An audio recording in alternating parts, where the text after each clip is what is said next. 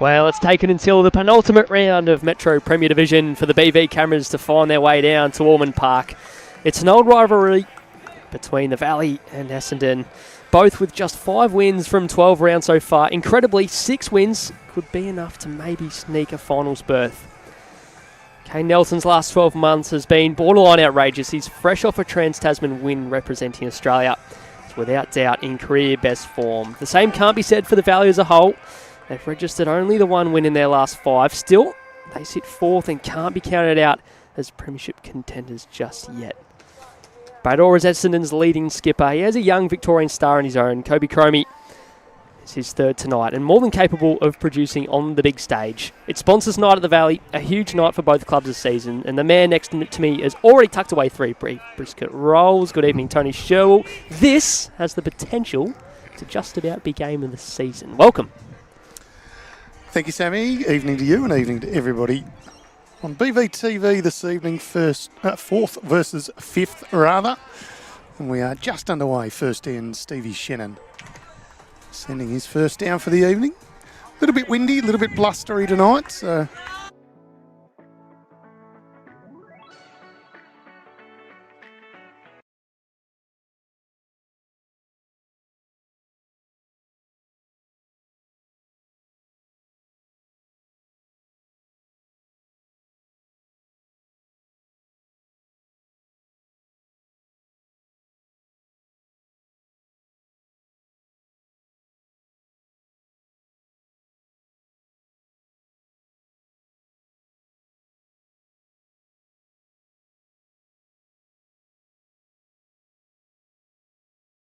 I'm not going to trouble any of the players on this rink, that's for sure.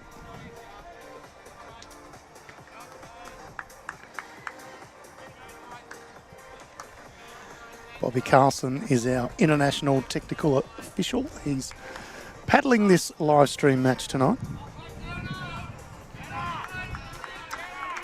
Now the comments are coming in early. They're happy that Sherwin's back on board for a Friday night. You haven't done one of these in a while. I haven't actually. There's a long list of very good commentators, and then there's me right down the bottom somewhere. Obviously everyone else unavailable, so happy to be here. I haven't seen the comments, but I hope they're okay. Presume it's my mum.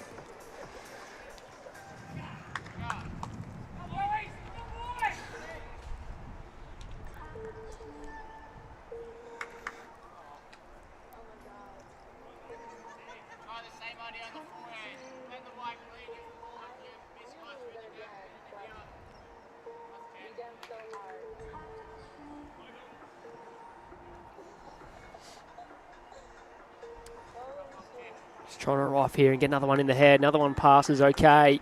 Jared Burt's first bowl was not making it any easier for himself.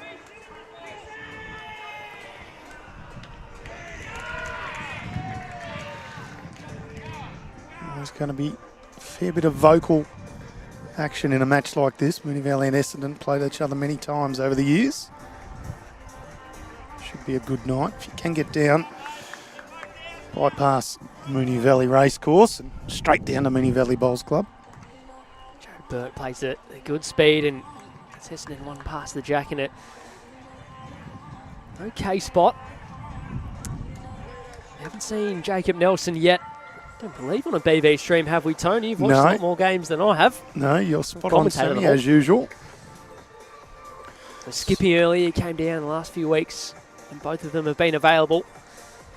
He's played 3rd to his younger brother. Certainly seen plenty of Kane. We know what he can do. Jacob's no slouch either.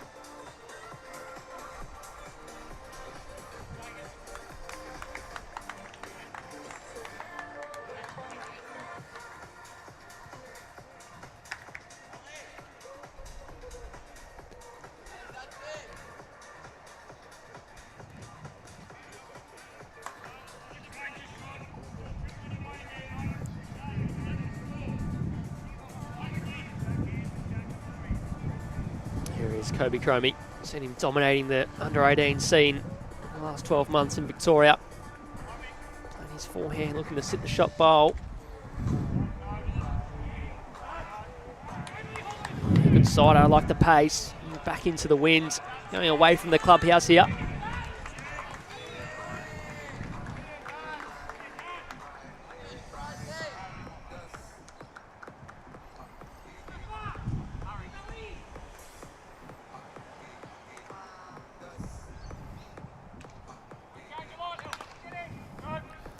Let's make it easier for Cobe now. Framed up a little more. On the trot after it. Got him all the Very way here. close. Thank you for coming. There's a couple. Arms are up already. Sits out the shot bowl for 2, if not 3.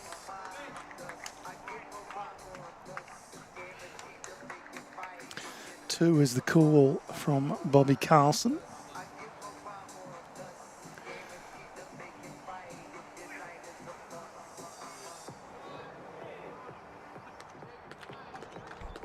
Not messing around. We've seen this many times before.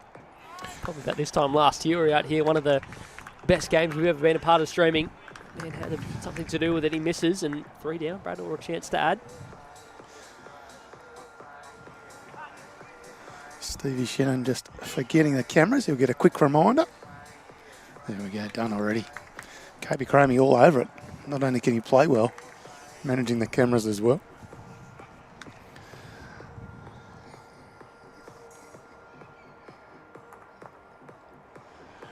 Brad Orr with the Drake's Pride bowl.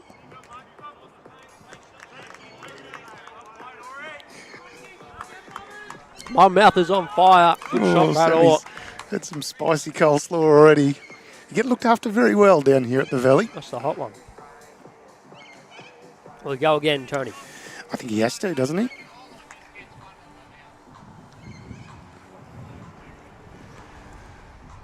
He's shaping up for big weight. Kane Nelson. Here we go. Oh, what's he done? Oh, he got the front one out. Chippy just gets in the road.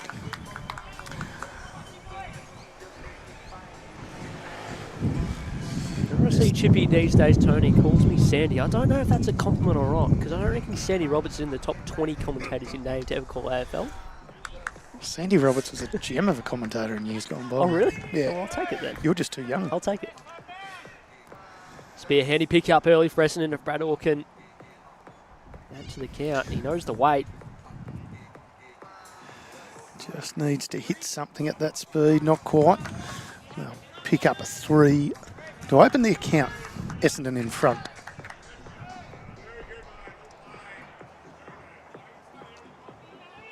Other rinks up against each other. Dylan Fisher from Mooney Valley will skipper the rink against Ant Flapper.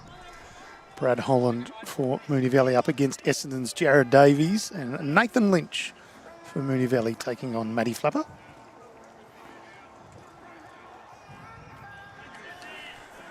Scar just trying to tell the Jack to put the air brakes on. Touch longer than what his skipper wanted. He puts one on it. Brad Orr's not going to be too stressed. I think I mentioned I'm just having a look back through the ladder in depth that Valley's are sitting 4th. They've only won 5 games, but they've lost 7. They're minor shot differential for the season, so it's been a similar story, involved in a lot of close games, similar to that first season back in Premier last year where they made the grand final. Just been on the wrong side of a few of those results. It's such an even competition, both Prem and Prem Reserve. Prem Reserve is ridiculous. That's insane, isn't it?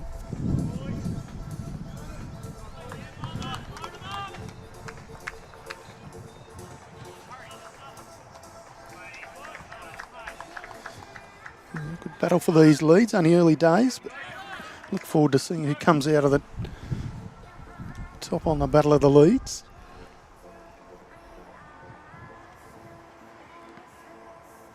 Evening to Shane Hafner tuning in. Just got home to catch the first few ends of this one. Of course, pretty exciting announcement a few weeks ago with the partnership with Bowl for Your Lives. See them down at the Vic Open, which is coming up fairly quickly, Tone. It's not too far away at all. It's only about a month away, so stay tuned with that. And certainly we're privileged to have Bowl for Your Lives on board as a partner at Bowls Victoria.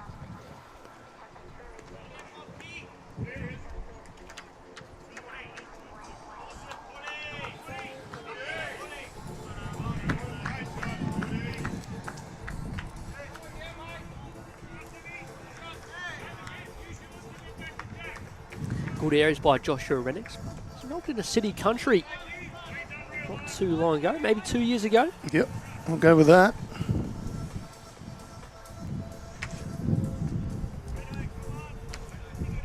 Pert's played this pretty good. It falls out. Yeah, unless there's a heap of dead ends, you can see early there's not real finish. Even coming this way, it's usually a little bit quicker. Boys having to give it a good push. You can see how green it is across the 4 rinks. Dylan Fisher picks up a couple against Ant Flapper, the first end on the rink next door.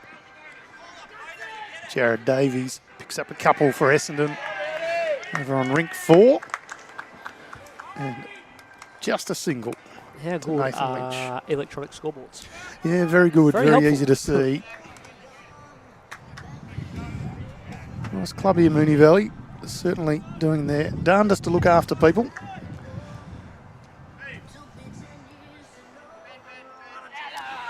Yeah, Chipper's up and about early.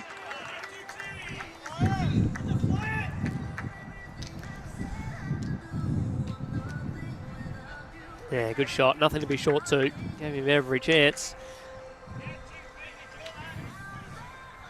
Sort of a couple to land at it. Jack High, but there is a gap. Should have played the good speed.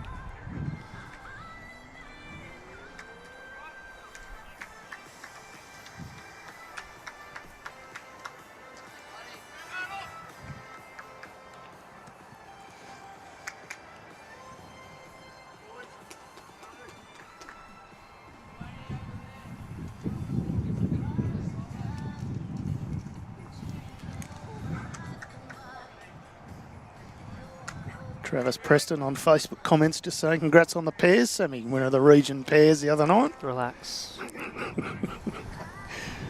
Couldn't resist. That's after you went to 3-peat in the club singles, just dominating at the moment. Moron. But thanks.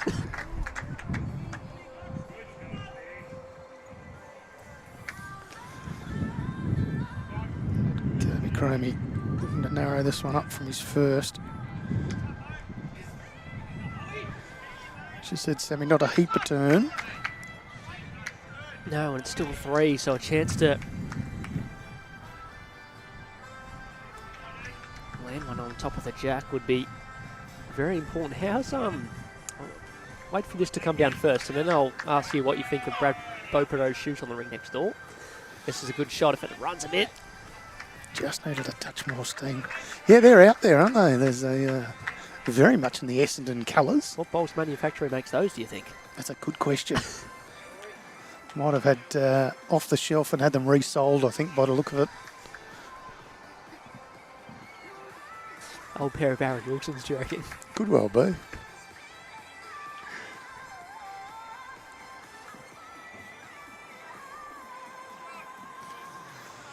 Brandel with a bit of purpose here. Gets the jack straight back. Kane Nelson sort of gives a bit of a shrug. Yeah, I mean, unreal result if you're of the Essendon colours. He's turned 3 or 4 down into 2 up.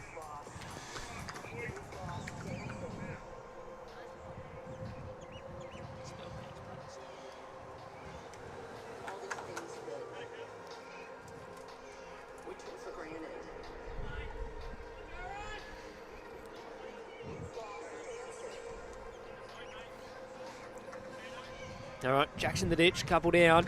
Kane Nelson needs to navigate and run. Well, he did the navigating bit, but not the running bit. Yep.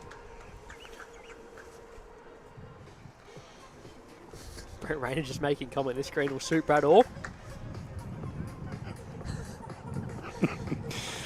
Yeah, Shep Golf, very, very slow greens, aren't they, Brett? Yeah. About 5 seconds difference, I think. Hell of a player, Brad Orr.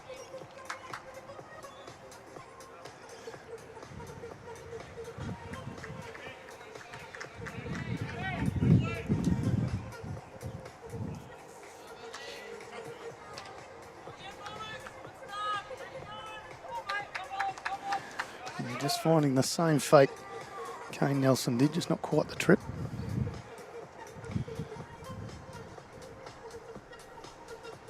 Always good to get the player's reaction out of the hand at this level. Yeah, just gives you a fair indication. Didn't look like he loved it. Yeah, that might be why. Yep.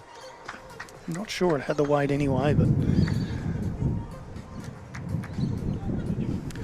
2 more of the Bombrays. 5-zip after 2 ends here on the streamed rink. 21 end matches here, dead ends are replayed. Purest form of the game here in BCiB Metropolitan Premier Division. You see many of these players week in, week out. A whole host of state champions, national champions, international representatives, the whole lot.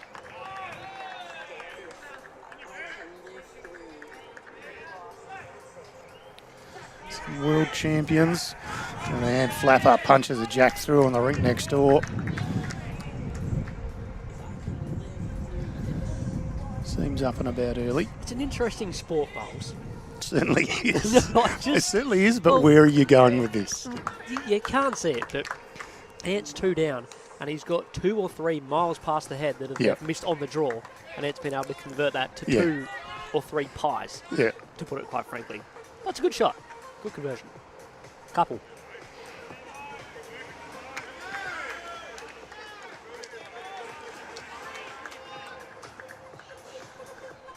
Not quite sent that one from Put. He'll correct with his next one. Very early days, Ant Flapper for a mid-rink conference. He didn't do that in ATN's playing with him the other week ago, right? Well, maybe he didn't want to talk to you. Pretty fair. Of course, our stream brought to you by Moama Bowls Club and Dandenong Bowls Club. We thank them very much for their support. Early days, if you've just joined us. Essendon out to a early lead. Almost BPL season, Sherwill. Yeah, it's not far away.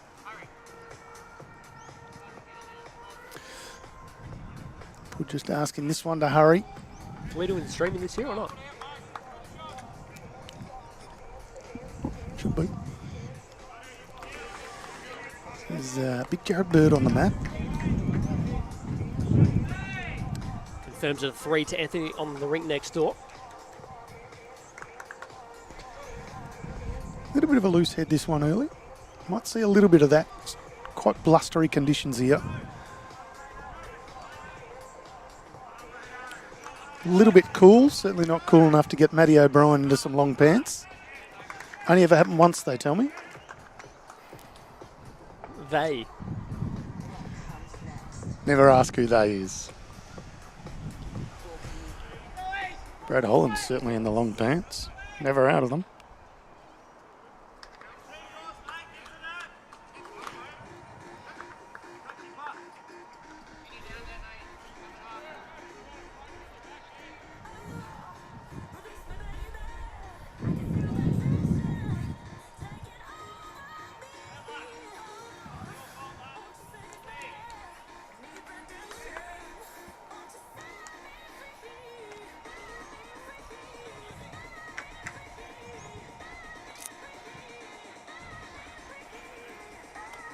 Yeah, look, far from the greatest end we've ever seen, apart from the fact that we've gone longer back into the wind.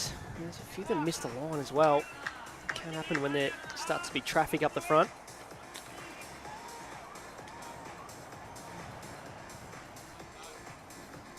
Yeah, as we see Kobe's bowl coming in, there's not a heap of turn.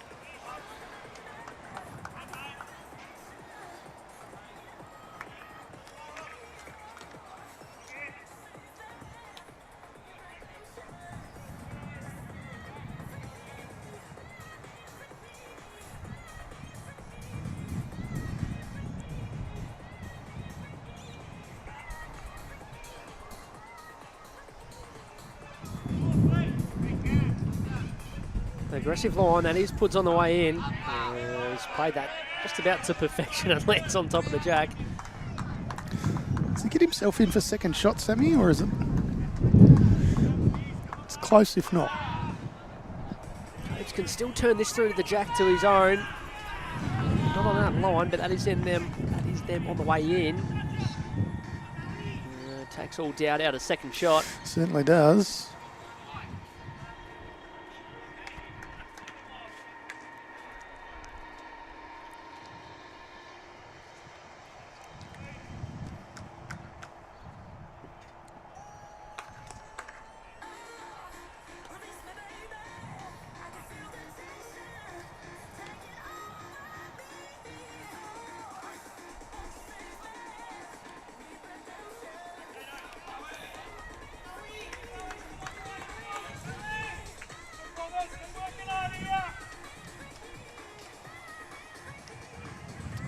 I don't think Brad Orr has anything else apart from backhand arriving on the shot bowl here.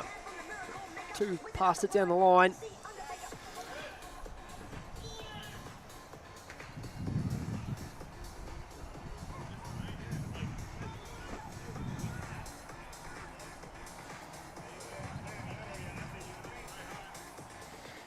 Stevie Shannon.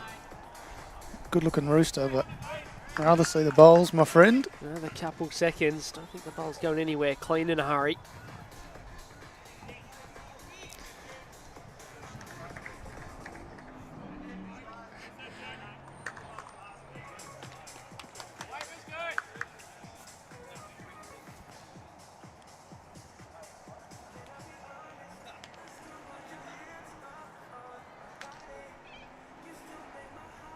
How's it going here?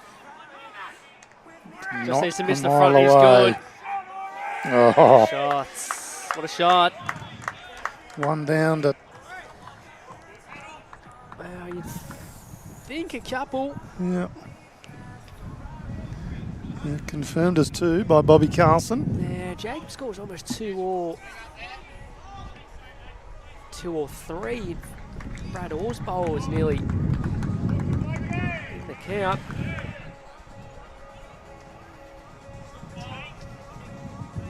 And searching for contact. Stun and run is very good. And took the measure out of the 3rd. This is a hot start for Essendon. Sitting just outside the top 4. A couple points behind the Valley, who sit in that 4th spot. Just 1 more round to go after this in the home and away season. 7-0 through the first 3 ends. Hot start on a cold night, Sammy. This wasn't in the brochure. It is. It's not what I promised to you when you agreed to commentate during the week. Come down on Friday night. It'd be beautiful and warm. It'd be lovely.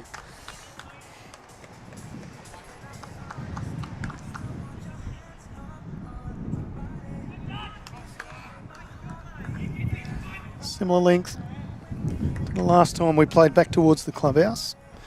That stage it was a little bit longer than what the skipper wanted, but electing to stay with it.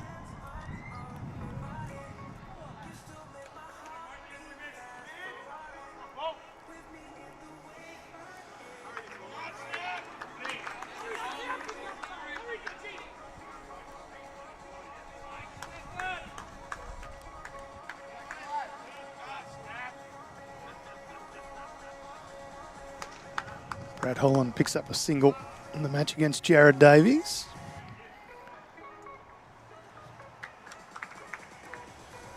And Nathan Lynch picks up a single in the match against Matty Flapper. 2-0 to Nathan Lynch, 2 ends gone. Seen Jared Davies' Rinks have a lot of up and down results in the season so far. Big win down at Belmont. A big side win against Mandurah.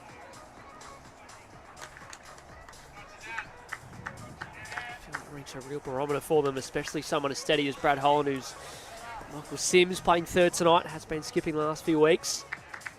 I was chatting with Tyson Cromie before the game, and I said, who's going to win tonight, mate? He's a very good judge of bowls. And he said, it's going to be 12-6 in the way of Essendon. I said, which is the rink that's going to get it done? He said, Ant Flapper. Very, very good judge is Tyson Cromie. And we'll see just how correct or incorrect he is as the night goes on.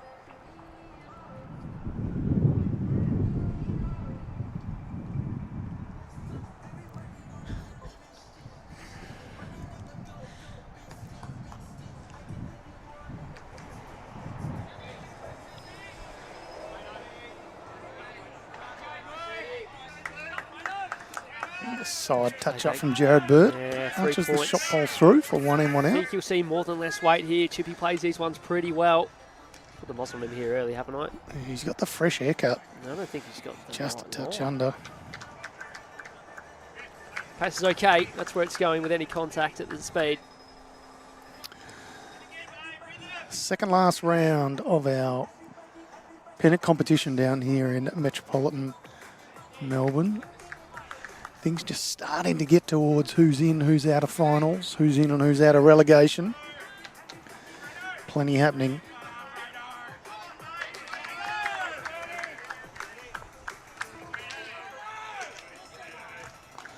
I mentioned off the top, this is 4th versus 5th. A lot riding on it. High hit, just going to get the bowl, no jack. And the bowl's enough for one. He made a good correction from his first.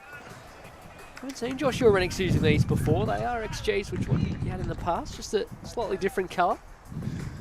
Yeah, I can't believe he broke out the Essendon colours against Essendon. Maybe it's just to try and mess with their minds a little. Mr. Pud, former under-18 state rep, chairman of selectors here at the Valley. Yeah, nice All the fun fella. jobs. He does.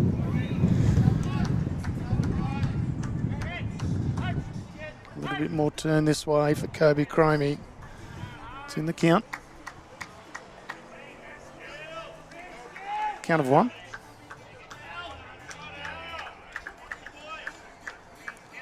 Yeah, it's probably not big weight, similar to what Nathan Lewis played. Just to arrive and work off either shot bolt.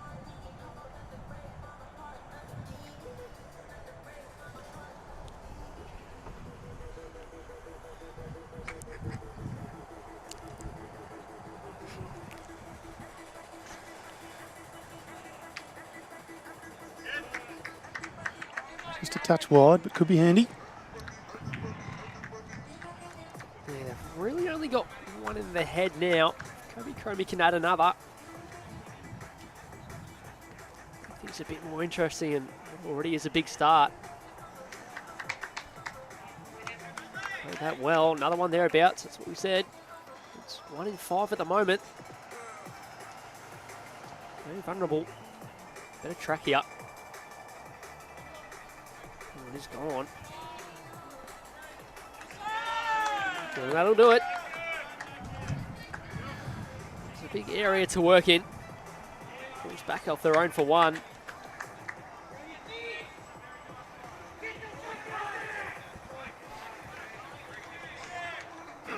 Nathan Lynch wanted to let out a big yelp Yeah, of and then realised excitement. that Jack didn't quite go with it, and they're still 1 down.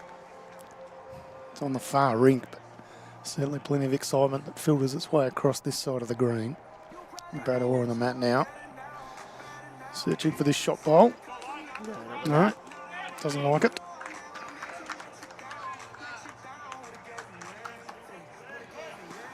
Kane Nelson makes his way down the rink. A shout out to Fuchs, who is the major sponsor here at Mooney Valley Bowls Club.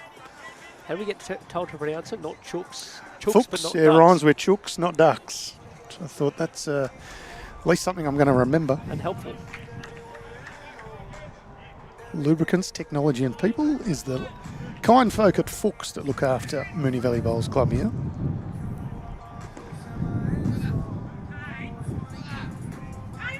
That's cool. Yeah, making it look easy. A bit of pressure on Brad Orr now. 2 down. First time he's been in serious trouble.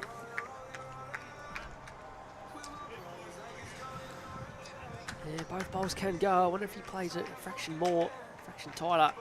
Himself a chance to get them both moving out of the head. Have to be closer. Needs to swing hard now. Jack's very good. Jack's huge through the hole. Tone! Oh, Did you go with it? He did. He got all the way through with it. see this on the replay. Jack And as clean as a whistle. And the bowl got through the hole as well. Just kept on moving. It's Hurry Jared past the Bird front, out what the a shot. back. Brad Orr's bowled follow through with it. How many is it, Sammy? Only 1 or 2. Nathan Lewis's bowl. 2, I think. I haven't seen a signal from Second Bobby or third shot. Carson. But It makes it very hard for Valley to score. They're already dropped the opening 3 ends. 3-2-2, potentially holding another 1 or 2 here. Tough shot. Tough shot.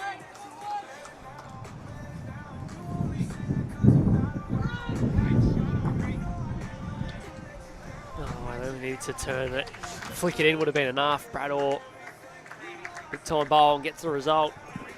Look at the second. Taking the shot bowl out, just checking if this is 1 or 2. That's classy. Unfortunate on end number 2 going that direction, but that one very fair indeed. Confirmed as 2 to Essendon. Lovely shot by Bradley Orr. Anthony Collier saying in the Facebook comments is actually nice to be cool for a change. It's a fair call. Correct. We have had a reasonable stint across our fair state of hot weather in recent times, so I should count my blessings, shouldn't I, Anthony? Well, Brad Gibson signalled one when Lynchie went up with a big yell, but they have scored. 3 singles to open up the game, so Brad Orr's doing the job early.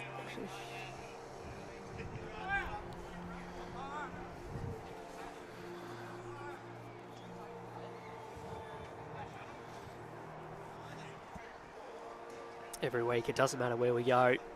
We absolutely gun players on a Friday night. Rob McMullen playing third, Michael Sims playing third against each other. Yeah, we're pretty fortunate. Marquee players certainly offer a lot to the BCiB Metropolitan Premier Division competition. We're seeing a measure for a short jack here. Looks to be in for mine. This is more for a quick chance for a Rink timeout, I would have thought. I'd love to have the boys mic'd up in both camps. Yeah, 9-0. Certainly some smiles on the faces of the Essendon team.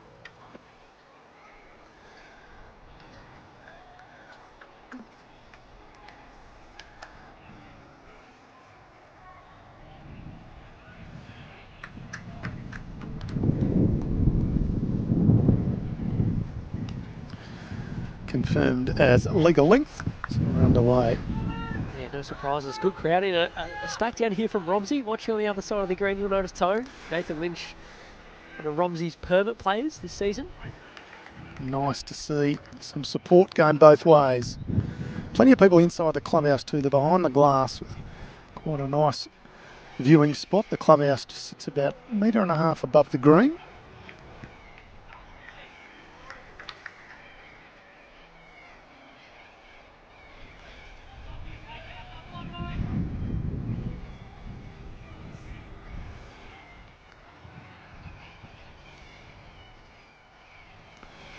Who's going to win this one, Semi? I Heck of a think battle. all 3 of the so-called experts, which, well, according to the way we've gone, is probably none of us.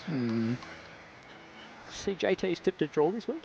I did see that. I don't even think that's allowed, but... Yeah, it's a big call to tip a draw in bowls. They do happen, but... We are very, very hopeful there is a result. Otherwise, we'll never, ever hear the end of that. They're correct. Yeah, there's going to have to be a big computer malfunction to say, no, it never happened, Please JT. win. Of course, he's tipped the draw in the Clayton v Yarraville match. Also being played tonight, I believe, Sammy. This is correct.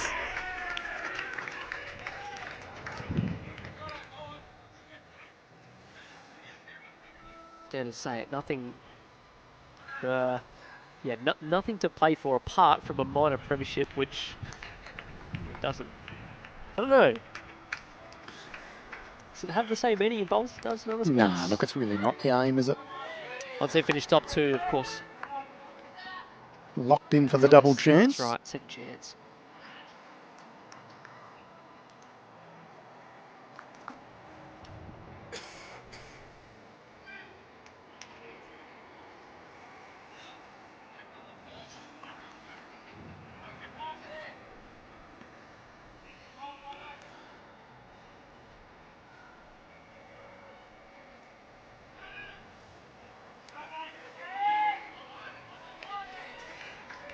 A little bit extra pace here from Jared Bird. Can't argue with that. Handy home. Chippy's been forced to arrive a few times in the opening first 4 ends and missed his draw. See if he's able to make the correction. Well, he's able to just work off the bowl and get a piece of the jack and fall down. Gets a couple of high fives for his trouble and even a low one. That's what the pace of the green is. Those are the shots to play. Absolutely nothing for dead draw and falling a foot short in your third or skips way.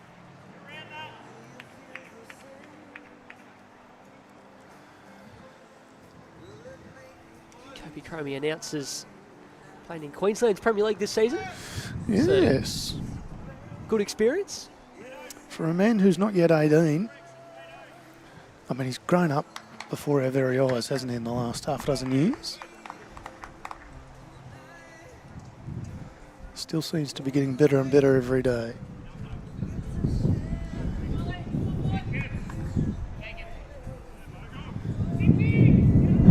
Jake Nelson just stepping off the mat there. A little gust of winds come through. Steadies himself and away he goes.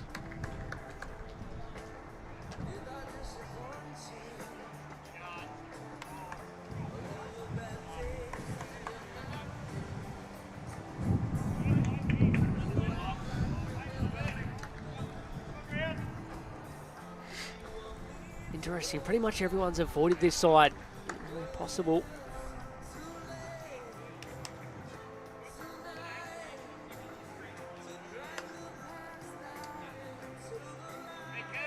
Jacobs had another one. How's the speed here? Oh, this is very nice indeed. Wants to turn right back now. Perfect. Hardly even fattened the target at all, Sammy. Very well played. It's just about on Jack High, so Bradwell can still arrive there. Just joined us. This is the BCiB Metropolitan Premier Division, round 13 action.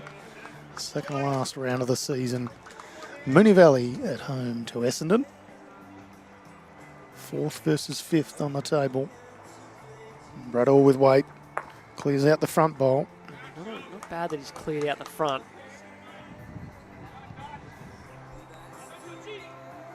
Jared Burt's bowl, the only one anywhere near it for Essendon, so would you almost stay away from that? This would be an interesting conversation. Catch that? Didn't quite hear that one, Sammy. But I did hear like it. So whatever the plan is, Hood likes it. I think the goal is to try and draw one. If he falls, trying to get the speed. Yeah, if he travels, it's okay. Oh, this is quality.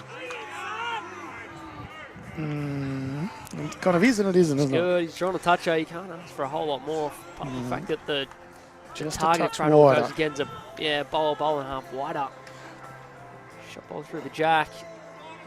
Away from the ditch. Almost looked like it's lined up to potentially stay in. What sort of weight does he play with, Sammy? Does he play just swing weight or does he go a bit bigger? Kobe Cromie very confident in calling the shot here.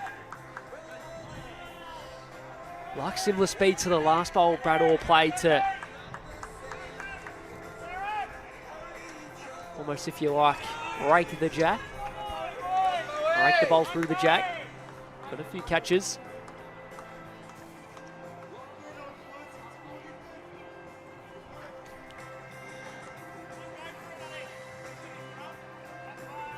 There's to hurry that track. Has he got enough for the split? I'll tell you what. Oh my God. Well, I mean, you really can do nothing but clap if you're Mooney Valley. Splits all three. How's the speed? Got a little bit of air there, Bradwell, too. Not much, but a little bit. Well, Kane Nelson has the last bowl again. Can he do something about it? Try and pop that bowl of Bradwell's out.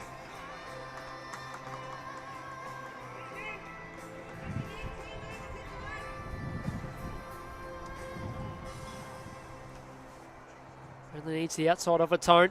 He's going to find the hole. Well, good save from Bradwell for Essendon Bombers. Down 3. Pick up a single, a lovely bowl. They continue 10 zip. We played 5 ends.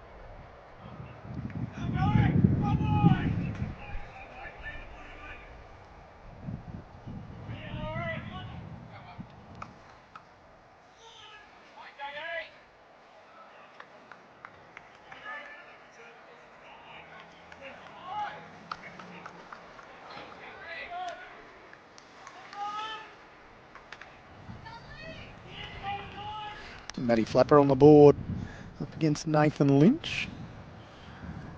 Trailing 1-3, Jared Davies leading Brad Holland for Essendon 4-1. And Flapper trailing Dylan Fisher 3-6. Which means the big board sees Essendon 18-10. Largely courtesy of the Brad or Rink. It's 10-zip without the skipper's been involved in this. It's almost 10-zip the other way on the crossover. 3-4 down there, 3-4 down on the second end as well. Jack just asking in the Facebook comments, is Skilts not with the Nelsons? No, he's playing second over in Brad Holland's Rink.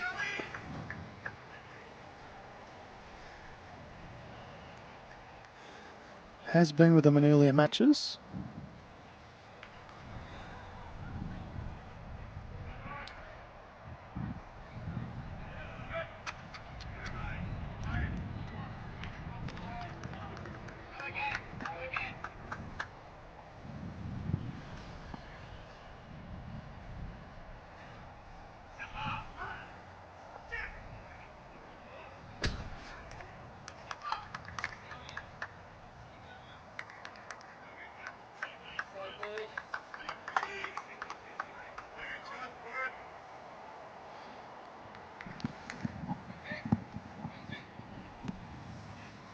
It's good areas, you see.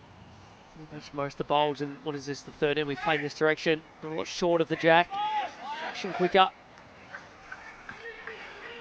It's sort of just downwind. It's a little bit crosswind, but it's largely downwind. Jared Birch just ruined that though. Correct. Commentator's curse.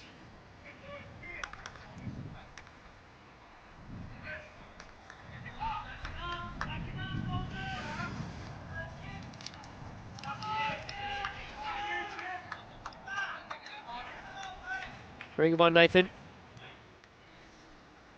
For 3 points. Third unlikely to miss by that far again. Oh no.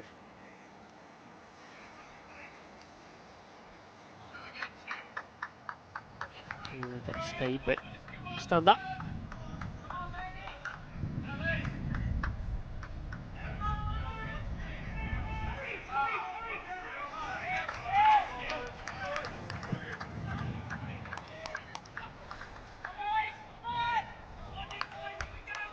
That's enough to count. There's 3. That's not a real convenient spot for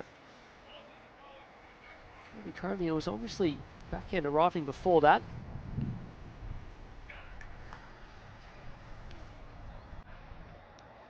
Not anymore.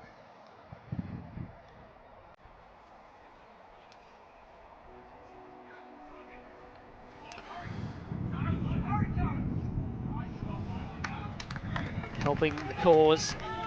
Cuts a couple out. Still one to Mooney Valley. I'm not sure it makes it any easier to score, but you're not too worried about that. He's set up for his first bowl.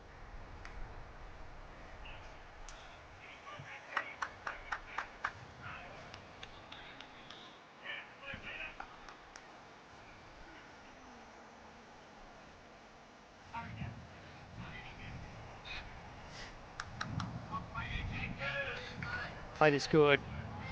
Short contact falls onto the... Oh, wow.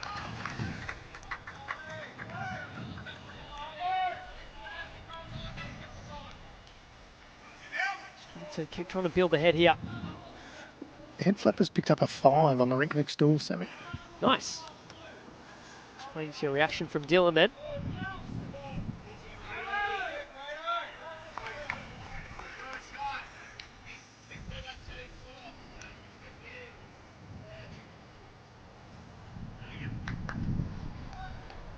Still got 2-4, so Brad looks to play aggressive and peel their own out. And keep in strife, especially if Jacob Nelson can hurry here. And then at a couple more spins. Well, you'd say it's another 4th.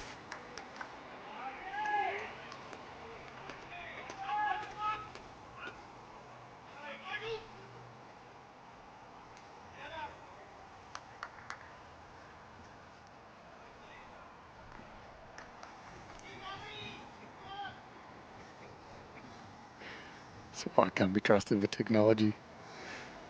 Stay away from the scoreboard, won't I? First and last warning for me. Joe Bird has a big head, and it is in the way. What's he done? No. Got another Ball on the another head. third. I'm not sure what it is. I think it is, Sammy. I think you're right first time. Don't doubt yourself. By the way, it's 2 to Mooney Valley. Kane Nelson still has 2 bowls to come.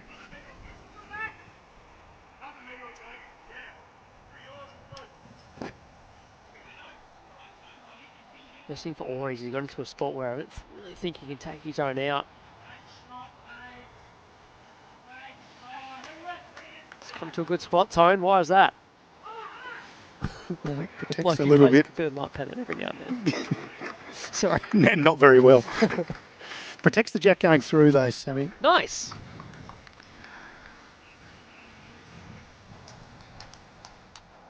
And then there's Brad Hall still look to play the same and try and turn his own through the shot bowl. It's been devastatingly good in the first half a dozen ends. So Can't do it again, surely. there's a bit more of a smile on the face of the Mooney Valley boys too. Score here will ease their way into it. Let's not rule out some Brad Hall magic though.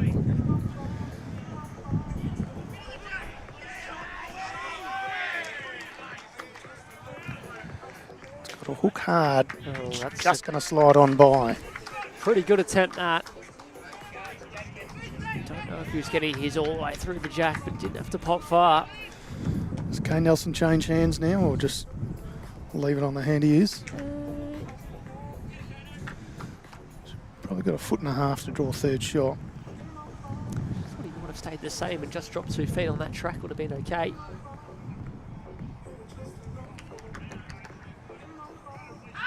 Oh my.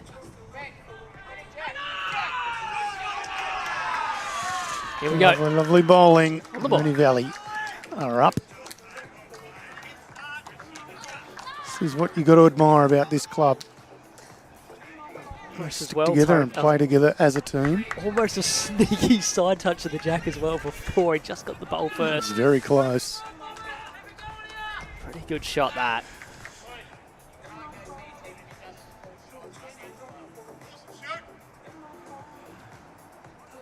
Ten zip down, a 3 there was very handy, and all of a sudden it's game on. So just joined us, we're about a quarter of the way through this match. This is the BCiB Metropolitan Premier Division Round 13 match. Mooney Valley taking on Essendon. Playing for a spot on the finals effectively. It's 4th versus 5th. Loser is going to have a very tough time. And the winner gets a little bit of breathing space in a very tight competition.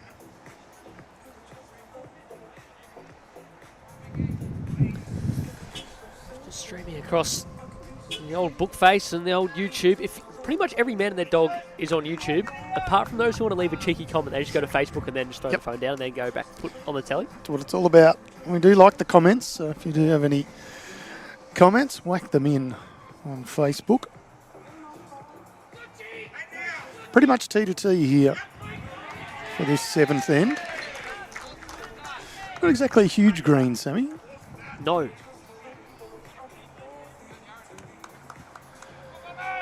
Stevie Shannon leading off for Essendon.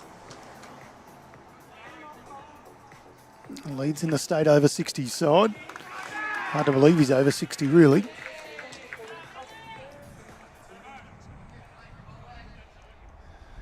Both players finding their weight, just missing slightly line-wise.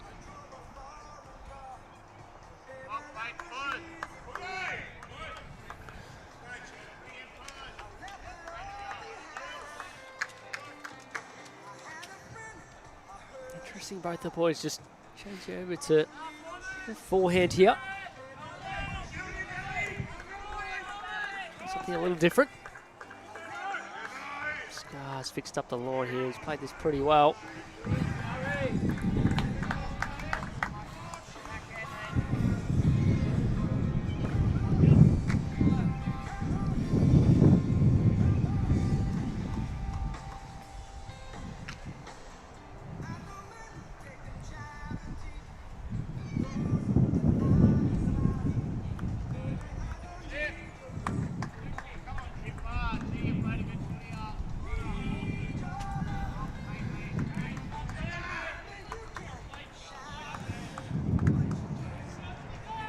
Good shot, 3-10. Not quite reflective of the scoreboard, and that's the lead on the overall. So if those can continue to build the head in the front ends. That's a cash in. Everything else very close, and fives for Dylan Fisher on the rink next door. Taken out 3. This is the rink that just dropped to 5 last end, so lovely pick up in return. They're measuring to see if it's more than 3, but it's certainly 3. Chance to be another 1 or 2 involved in that. Keep an eye on it. Oh yes. Chippy on fire at the moment. Does he get 3 points again? No, still good. For those playing at home, there is no 3 points. That's a disclaimer. Sorry. Wrong event. My bad. We haven't changed the rules. Okay. They take out another, so that's 4 on the rink next door. Oh, Tony, I'm going to close my eyes.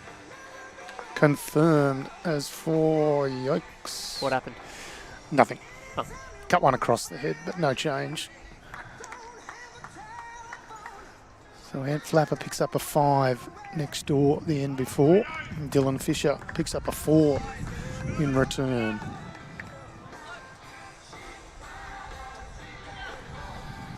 All of a sudden, the lead is cut to just 7. Essendon leading 26-19.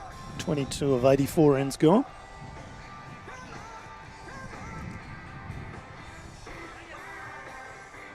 What's he done here?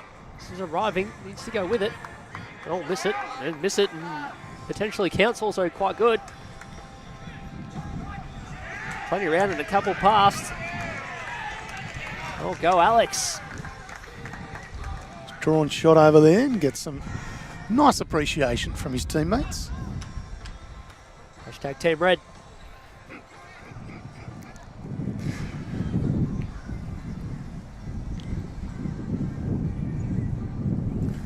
Kobe Cromie. Very close here.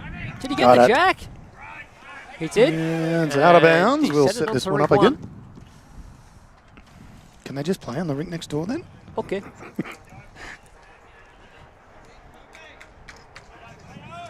Good hit. That was a bad hit for them until then. Hits a pit and goes bang. Shot.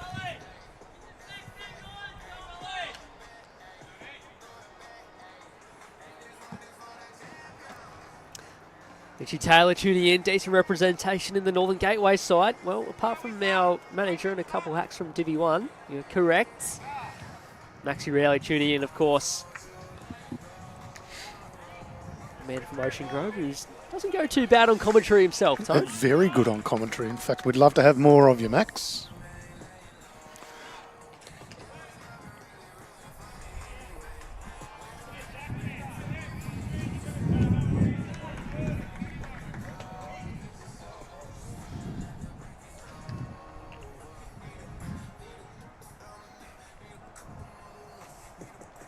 Slightly shorter for Mooney Valley in terms of the length of this end.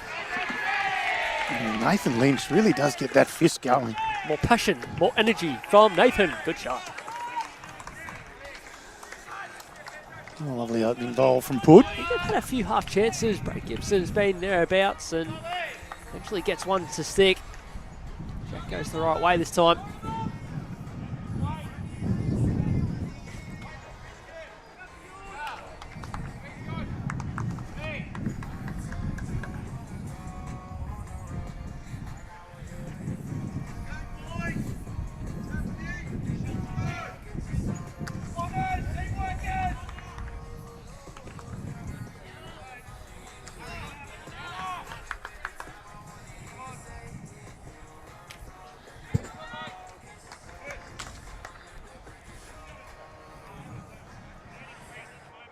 Can you hear the big voice of Steve Adama in the background saying, come on boys, it's happening.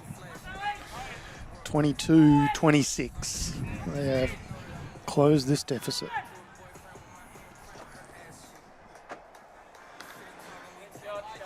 Everyone loves a little bit of passion.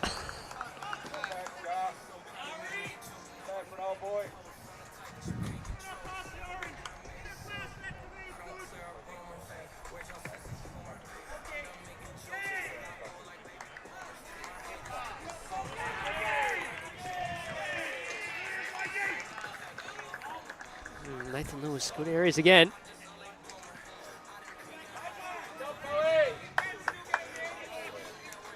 And for much of this game, he's sort of been down when he's got on the mat and been forced to play with that little bit extra weight. It's been pretty handy, has Nathan Lewis.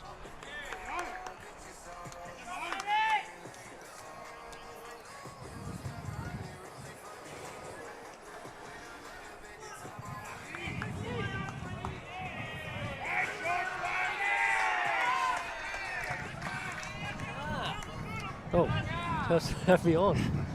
Our partner in crime, Wayne. We're keeping away from the camera, Stevie and Armo. Playing good.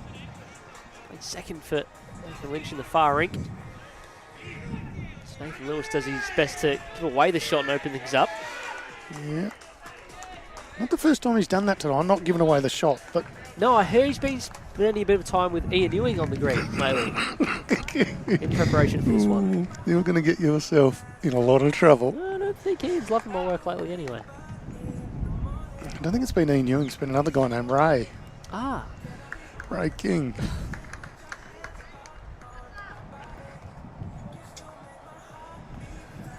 Nothing but respect for our state coach. Respect. Also a champion player in his own right. Just got a message from someone just before Jacob Nelson steps on the mat. My dad said, quote, Tony has a voice for radio, he can just put me to sleep. That's good feedback. That's good feedback. Oh, goodness me. I've often been told I've got a good head for radio. Oh. No love. We missed that bowl, but there was nothing to miss. Jacob Nelson smoked the line. Missed that. Did Bobby give us the signal? Just the one at the moment, is it? Josh Rennick's bowl, or is Nathan's also in? That is a very good question, Sammy.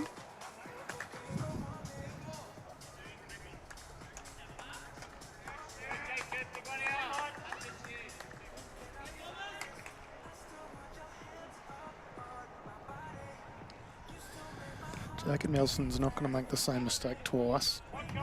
As soon as I've said it, that's completely my fault. I apologise to Jacob Nelson, Jacob Nelson's family, everybody watching. Oh. Completely my fault. Not sure if it's that deep, but okay. No, probably not. I withdraw that apology. No, I don't. Yes, I do. Cody Cromie gets jacked through. Drives, gets the kill. Back to the draw and trails the jack. Essendon holding a single. How are we scoring? Looks too hard on the forehand there, doesn't it? Oh, he's not going to, is he? I just realised there's a gap to get the shot bowl. Oh my god. Oh no, it's proper under on the backhand. Neck minute. Oh. There's a mat going flying over there. Mooney Valley pick up some more shots on the Dylan Fisher rink. If you guess who it was in the comments, I'll give you one cookie. One of the skips. From, I won't say.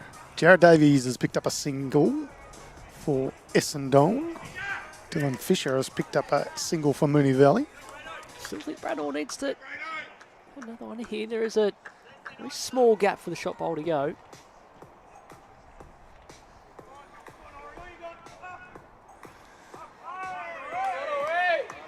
Just sneaks into the count.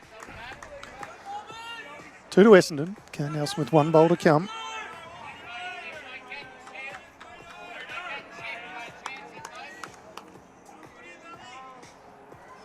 If he gets chip and my chance to get both. This would be out of this world. Oh my god. Oh! It was a very good effort. We saw him say before that, my chance to get both.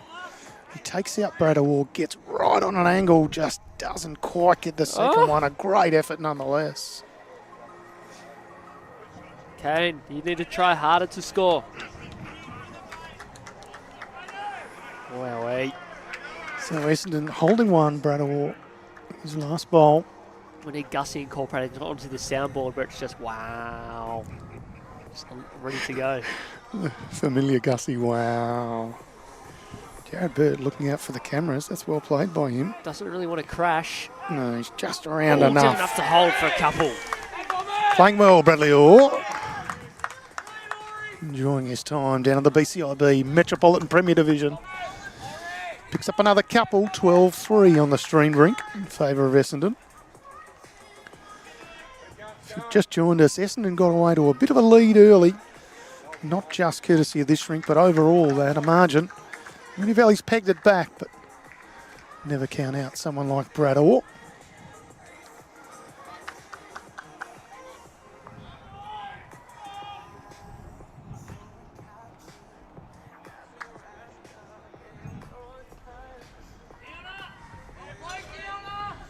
Here at Mooney Valley Bowls Club, their major sponsor Fuchs put on much of the function and festivities tonight.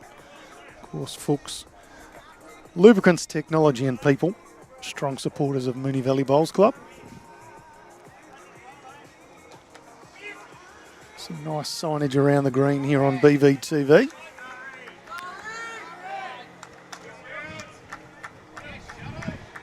Handy opener for the man they call Scar, Stevie Shannon.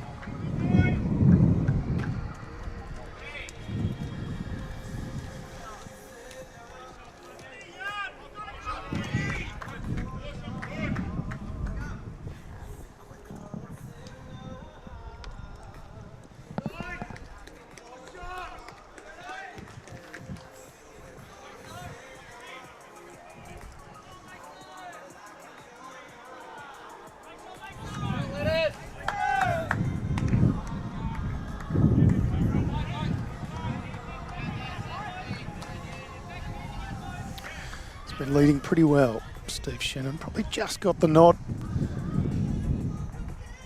over Josh Renix.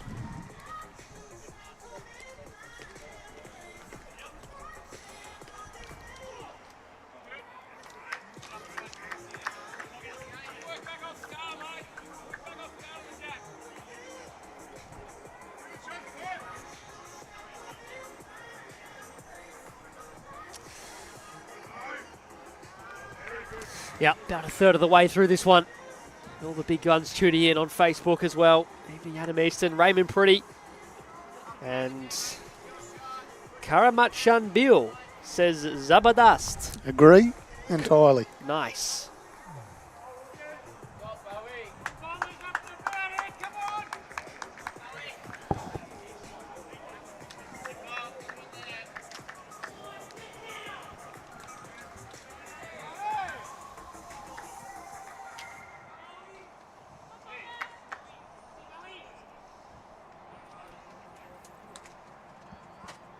Searching here.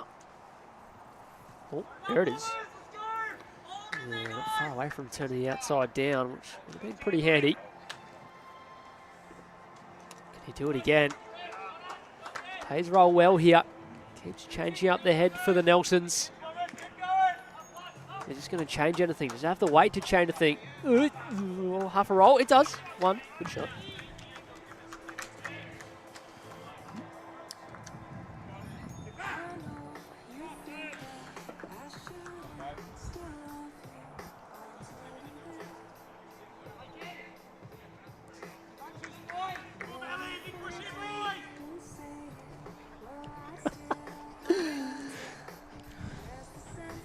No.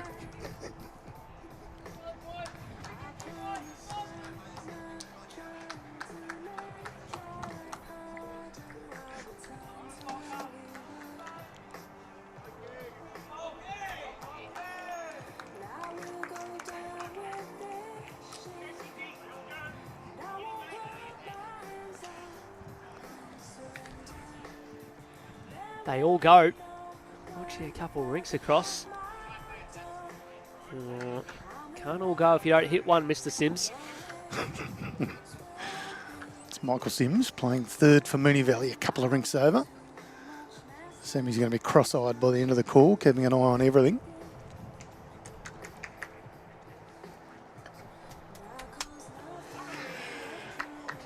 He'll find himself in trouble writing rubbish text messages to people as well. Not true, Mr. Stuart White. Just very happy to see a good standard of bowls here.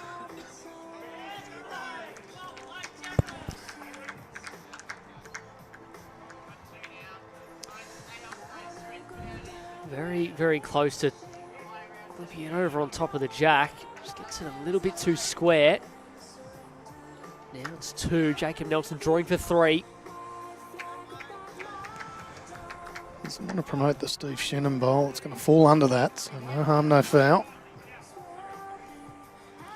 In fact, it might have even cut under and in for the count, has it? Counting, and they wanted to sort of run away at the end and not give Brad Orr any angle to work with.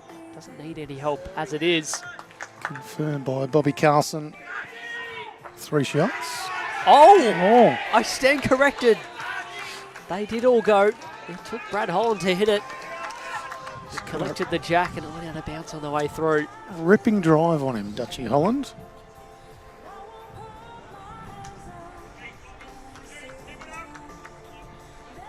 Oh, not again.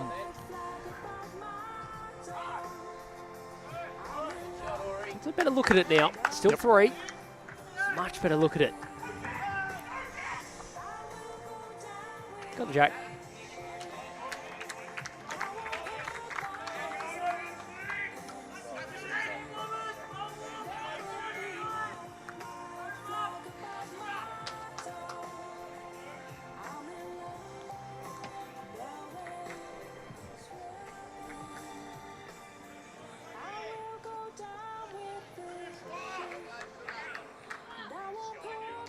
Dylan Fisher picks up a single. Now leading 12-8 over Ant Flapper. 4 shots the difference in the overall board. Essendon just in front.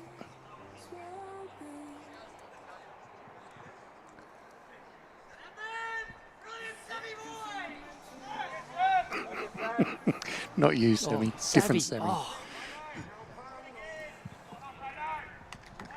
Oh. Brad was giving himself a better look at the shot bowl. Just talking about what weight to play. Essendon do have the very back. They've got 2 all the way through.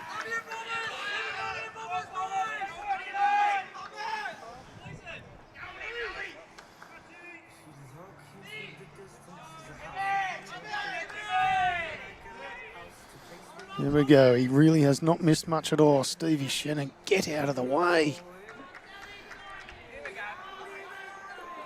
Oh.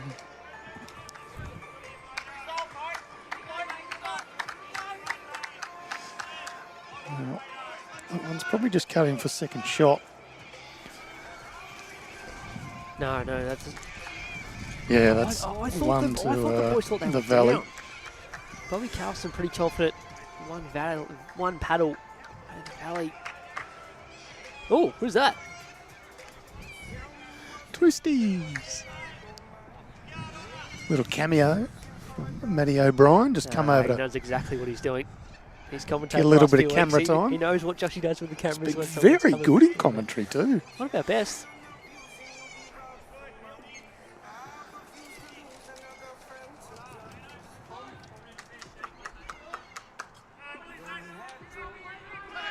Only needs a roll tone. Oh, just holds up on the bowl of Nathan Lewis. No, confirmed as 2, so did get enough. 2 badge. Well played. Cromie concedes that one as 2 to Mooney Valley. Kane Nelson gives the signal to Josh Renix. Let's stretch this one out. Looking for T to T here, you'd imagine. Almost back to level pegging as we approach 30 ends. 4th versus 5th in the penultimate round. Metro Premier Division for season 24-25. Coverage of Core Sport to you, courtesy of Dandenong Club and Moama Bowls Club. Both terrific supporters. Bowls Victoria on BVTV. Cohen Litford not playing for Yarraville tonight, but he is tuning in. Brad Orr playing unreal. This is true. Yep, spot on, Cohen. Cohen has got himself entered in the Victorian Open for 2025 as well. Perfect. Get your entries in if you haven't done so already. What are you playing in the Vic Open semi? I think you're only allowed to play one event, aren't you? What are you someone playing? only lets me play one. I'm going to have a game of triples Lovely. with Knackers, also known as Matthew Tobre. Yes. And my friend Chris Carswell from the streets of Glasgow. Great ball, mate. Great ball, Kevin. I like it. Good fella. That will be good fun, of course. Singles, pairs, triples, mixed pairs. We've got some under-18 events. We've got some parasport events. Pretty much everything you could possibly want in the Vic Open. Reading through the comments, if Scar gets in front of the camera again, he will have another Scar. Okay. Yeah. Not I for like me it. personally, I but like we it. can work something out. I like it. I think that's a good call. Enough out of you, Scar. He's a nice fella, Scar. Who have you tipped tonight? Because you're going along nicely in the BV tipping comp. We've got a runaway leader. If you're watching, runaway leader who's been on top the whole year and a clear by 5 of the round. Do we know who it is? We don't know. Oh, but that's we outrageous. send a message out over the weekend to work it all out so we know going into the final round. We need to find out who it is, that's for sure. You tipped Essendon tonight or Valley? Because our Where crew am I on the ladder? Where am I? Um, You told me I was fourth last week, I Equal think. 47th. Oh, come off the grass. I just had to edit your tips to make sure that you weren't anywhere near the top 5. Tell you what, I didn't get many right in Prem Reserve last week. Don't think anybody did that. Scar just missing slightly there. Pretty rare loose bowl from him. A very, very reliable lead.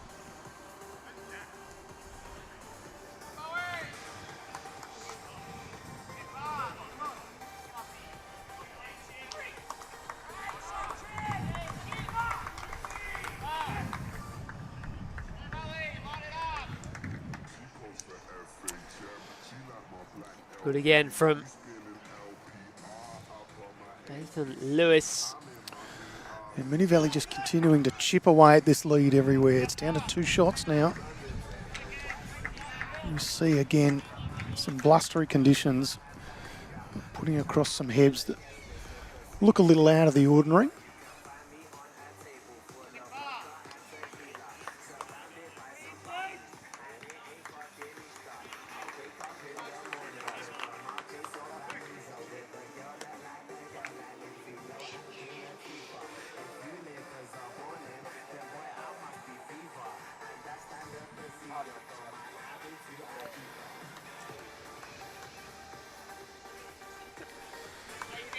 Valley holding 4 here, but it's a long distance 4.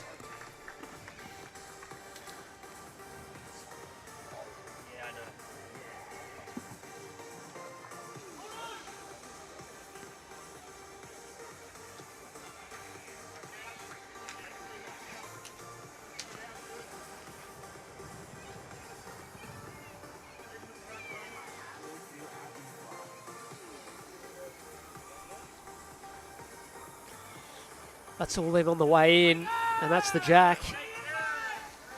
2 to 2. 2 to 2, 2 to 4. Was 4. Was 4, sorry. Was it? Now 3. It was. It was 4. Jack was here. Well, I'm only going by what Bob Carson said. He's very rarely, if ever, wrong. One of the best going around. Of course, life member of Bowls Victoria. Go the early sub if you ask me. Sorry, Bob. No, I love Bob. Everyone knows I love Bob. Everyone loves Bob. He's a star. Correct. Cobes hasn't played this too bad if he's able to navigate. Does navigate. Oh, by the finest of margins, in for shot, you'd think. Yep.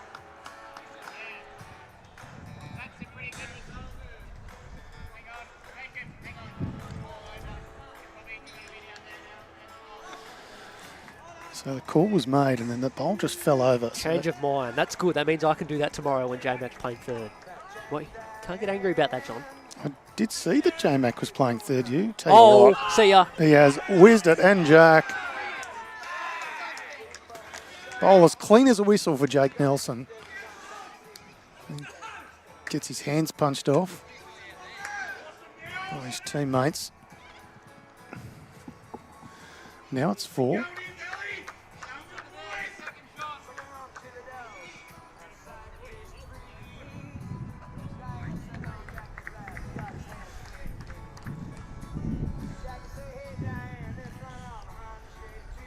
Yeah, Rocket, they do look red and black. That's what I can't quite get, but I think you're right. You'd know. He's a demon.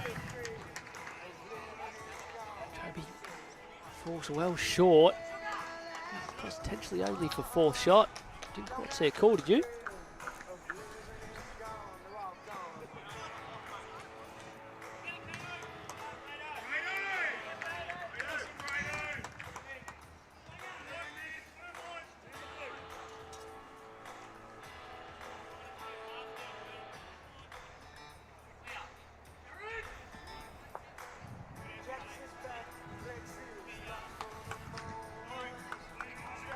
Right, you back Brad Orr in the form he's been in the first 8 ends to at least get second shot here. It's a long way and there is traffic, but it's so even from that's a good view of it. How much there's in the way, and it's not as easy as it looks from the map. Good speed, there's plenty of room for at least second.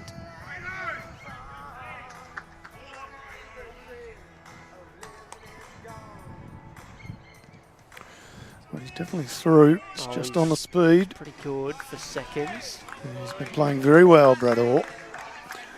4 down to 1 down. This is a success. He's going to go the bowl? Surely not. Oh my lord, he's searched for the bowl. Uh-oh.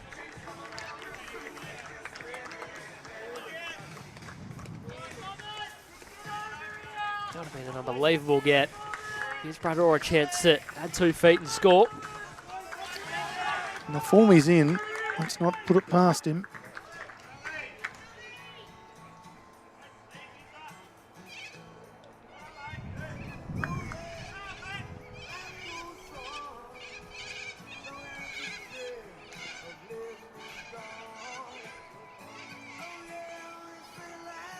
Former Vic Open singles winner. I'm going to put this into 1 and Essendon on the scoreboard. Sammy, what a ball. Just going to run out of steam. Find the undo button. Missed by about 1.5 inches, Brad Orr. Fabulous effort. And Mooney Valley picks up another. The scoreboard is corrected. 5 back to 12-6. Big turnaround. It's a great effort. 29-32 on the big board. It was nice to have a close match of a Friday night.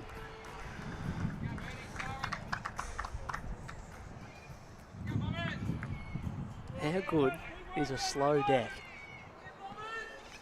10 past 8, we played 34 ends. You milk team.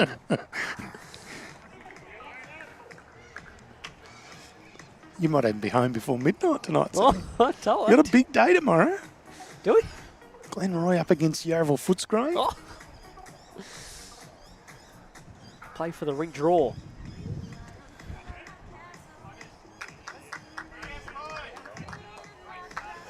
Yeah, nice start from Josh Renix.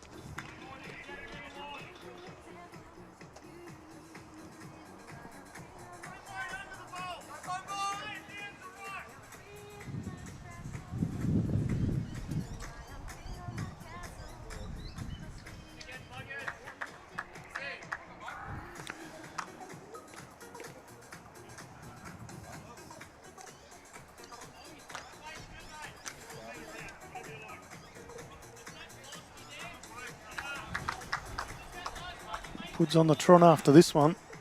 Yes, for reason. Can see why. Very good leading, Tony. Very well done. We mentioned earlier in the call that Stevie Shannon probably just had the honours. The last couple of ends, 2 or 3 ends, Pud might have turned it around. Great battle. 2 very good players.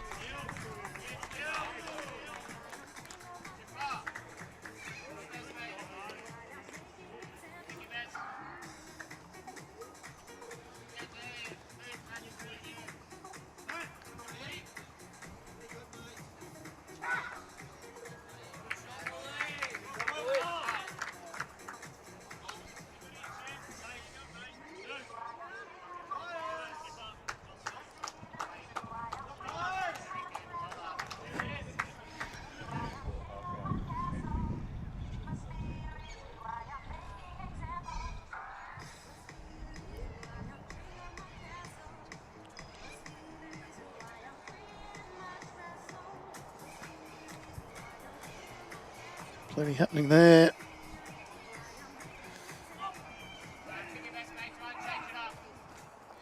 With weight, sits out the bowl and in for shot, does Jared Burt.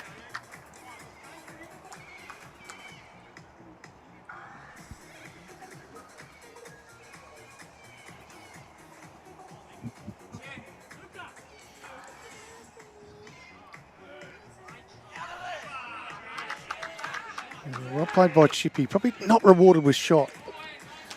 A little touch on the jack, Sandy. Not only that, just gives a little bit more room.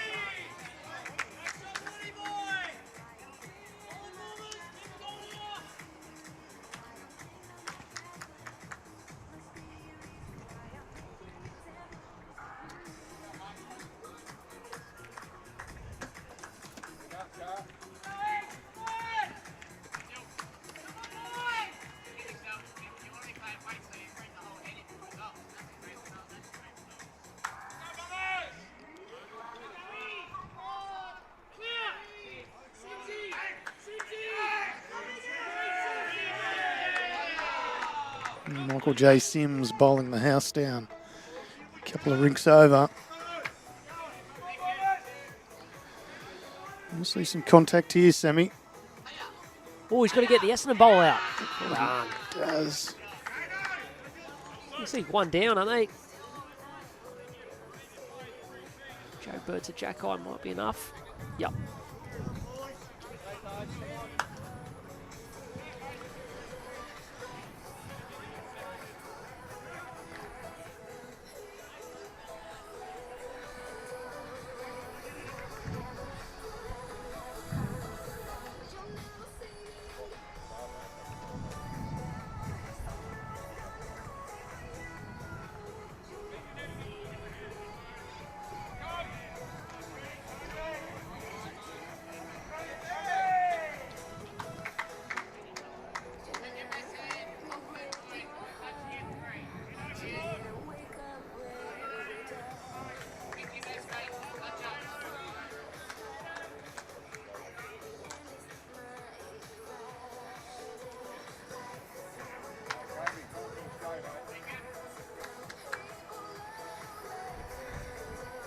Jacob, very close here for a touch down the line.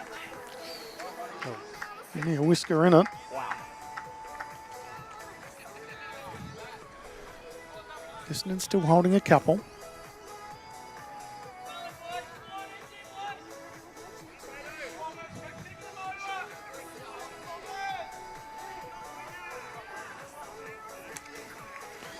Nope, loose one. Kobe not happy with that one. Big chance for Kane.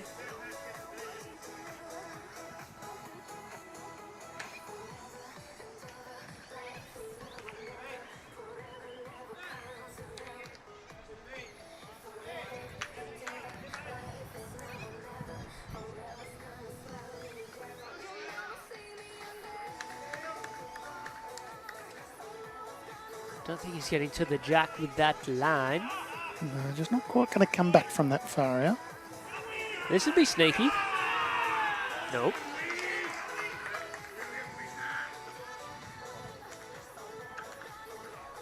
Yeah, if he gets away Kobe Cromie, put his hand, cover and count is the ideal result.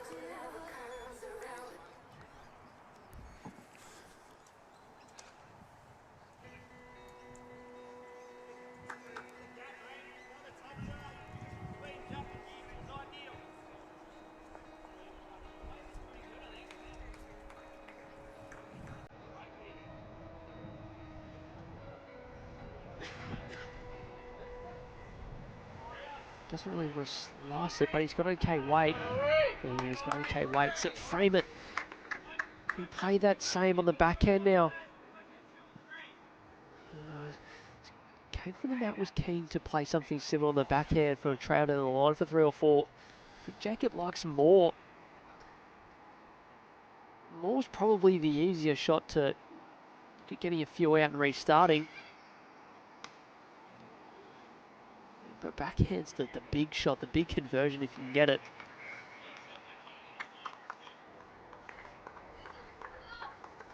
Only make 3 or 4 if he gets it right. Miss wide, can miss under and still land bowls.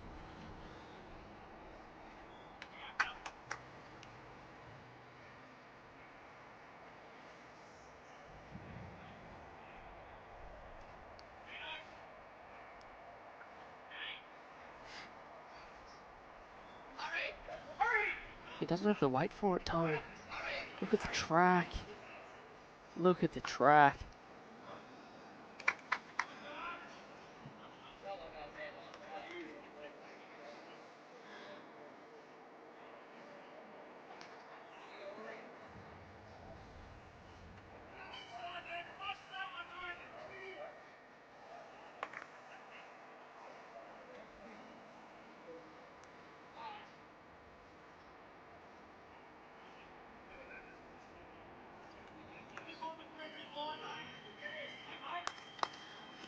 Just drawing another one, Sammy. Can't Can't really get too creative with this, can he? That's the same bowl. It's pretty handy. Just a touch chicken. Pick up the single though. Yeah, no, Put a definitely. tape on the wrist. Definitely worth putting a tape on the wrist here. Players have signalled that it's 1, and now Jacob Nelson's saying no, it could be 3. So this one's a bit of a raffle.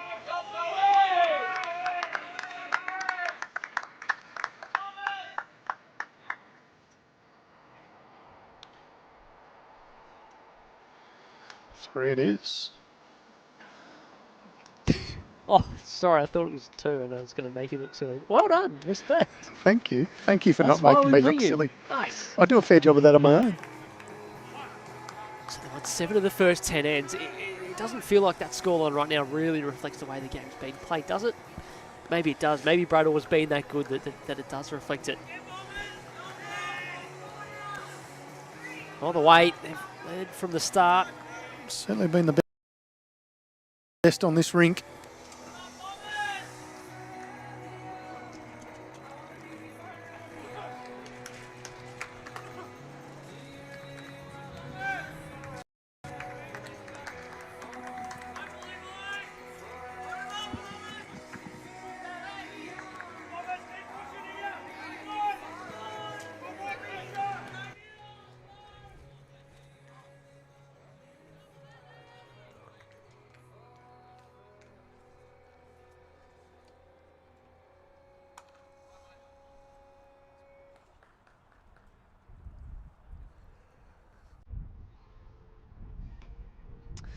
Interesting to see. So Put's been playing the side of the rink that's sort of closer to the middle of the green. Scar's favoured this side, if you like, closest to where we're sat. Put's been getting on top in the lead battle. Obviously, the rink score tells you differently. He's better off just changing over and following where Put's going. No problems with the line, but he's missed the speed here. Chance for Put to jump on again to start this end off. Any thoughts on that? Rosanna's not Pennant's finest player. I agree with everything you say, Sammy. Always have, probably always will. Oh, I'm agreeing with Ryan Davies on that one because he's done it again. Big shot, big celebration. Beard is looking marvellous.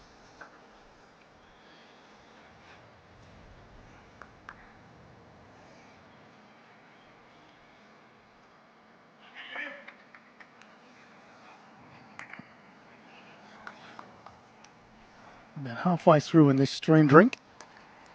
It calls for a change in our paddler. Bobby Carlson will go back to umpiring duties, and Peter Barnett is now in control of the paddles.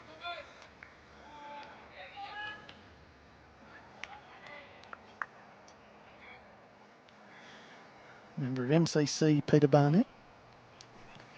Came over from WA a few years ago. A very, very handy umpire. It's Jared Burt just a touch short with that one, so we'll have an opportunity to correct with his next. Mooney Valley holding a couple.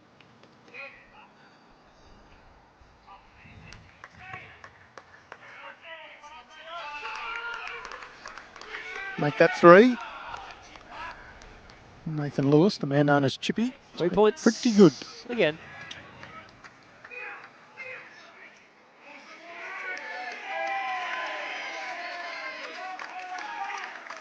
And Dylan Fisher picks up another single to go to 14-11.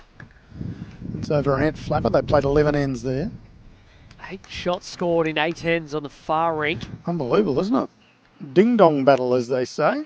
Panthers will have to either reduce or get the shot here for that to continue. Trend of ones.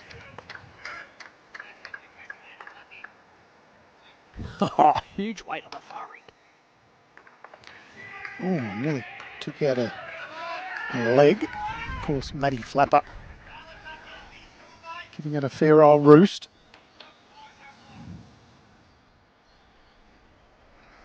Essendon still in front. 36 plays 31.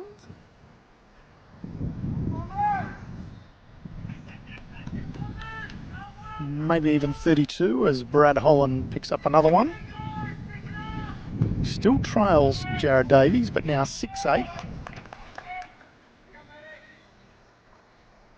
Nathan Lynch picks up another single as well on the far rink. It's not my Now fault. Brad 7-2. Gibson could win the measure.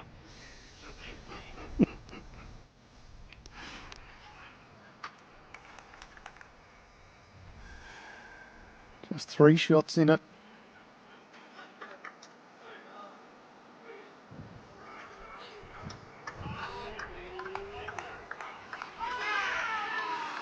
Jake Nelson gets a little help from a couple of bowls, but in for second shot.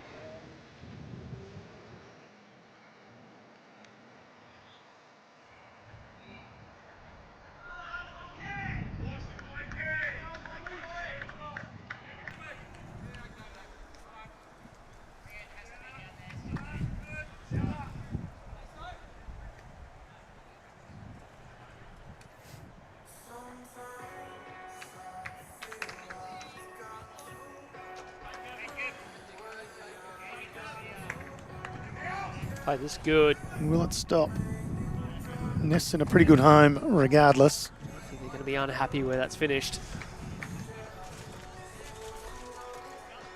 Holding plenty, and the crossover scoreline, which we don't have, continues in Mooney Valley's favour. All relevant though, Brad Orr can do it again. Go Lions, woo!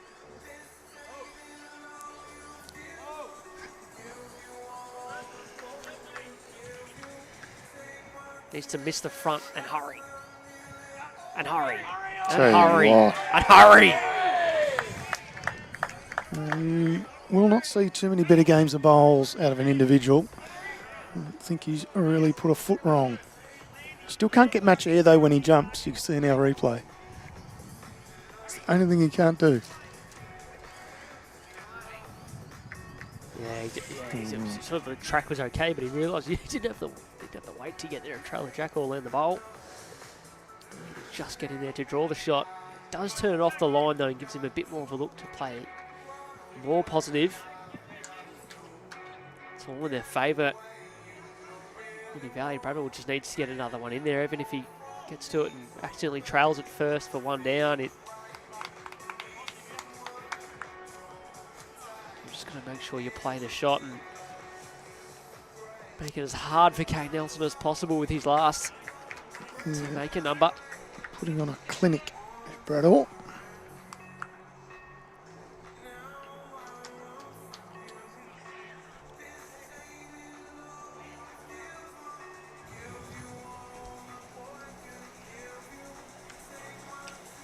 Oh, Stevie Shannon.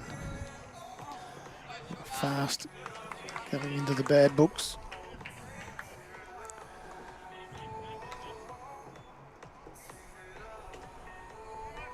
Dangerous giving Kane Nelson another look at it, making a number. It's close, just on the high side. Well, Brad Orr plays another huge bowl in the context of this game. Andrew Brown asking on the Facebook comments, did Mr. Orr actually get off the ground? I'm not sure he did. It wasn't through lack of effort. Can't relive the glory days from when he used to play a bit of AFL.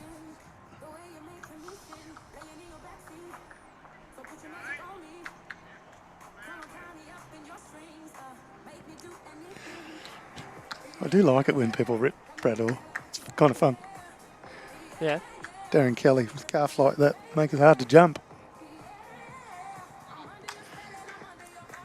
I'd gladly swap with him. Don't just beat me to it. You're welcome. Scour persisting with this backhand. Not a mile away, it's just a touch through though. Yet to find it. He's just missing the speed. Eventually it has to change. You'd think if Josh and Nathan continue to with the front end battle. They're in the game overall. That's all that matters. Especially given what's at stake. 16-6 the lead to Essendon here on our stream Rink on BVTV. Of course, our stream powered by Dandenong Club and Moama Bowls Club, two of the finest clubs in our fair state.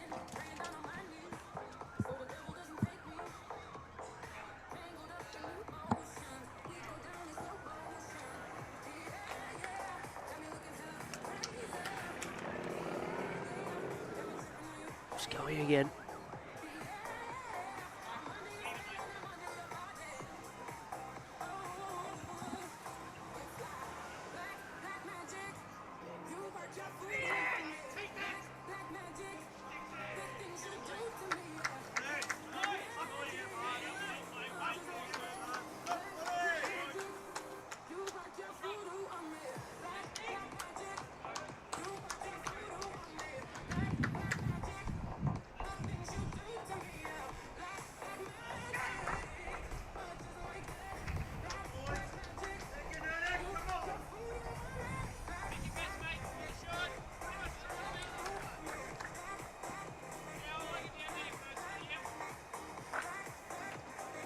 Boom. Sheepers. Oh, too much to watch on the other three rinks. This rink's boring. The other three are far more entertaining right about now. I'll let you in on what happened. A Jack from Rink 4 has just jumped over in between all the players on Rink 3. Chipper. Collected a couple of them. Everyone's okay. But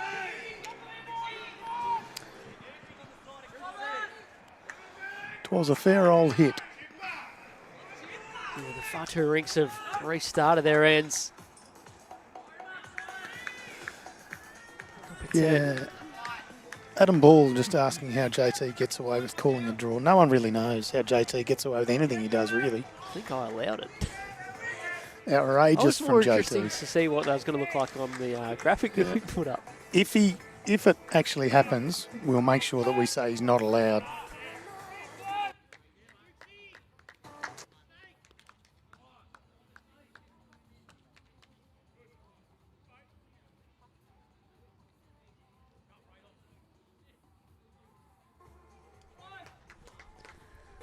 Sorry, you had something to say there before I just...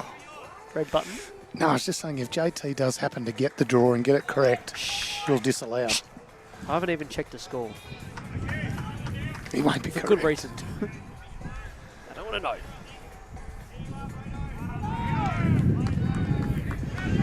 Can just hear that wind in our effects, Mike. Not making it easy for players. I'm not kidding. I've just looked up the score. Yarraville Footscray Clayton. First two rinks are both a draw. Jesus. And then the next two are cancelling each other out, aren't they? Close to it. There's Oh two my shots the God. difference in favour of Clayton at this stage. Oh, Jacob. Counter. The pressure builds once more. And the Essendon back end. Toby Cromie, can he help out his skip here? They need him. Looks okay here. Well, he's hardly let him down so far. He's been pretty good, Kobe Cromie.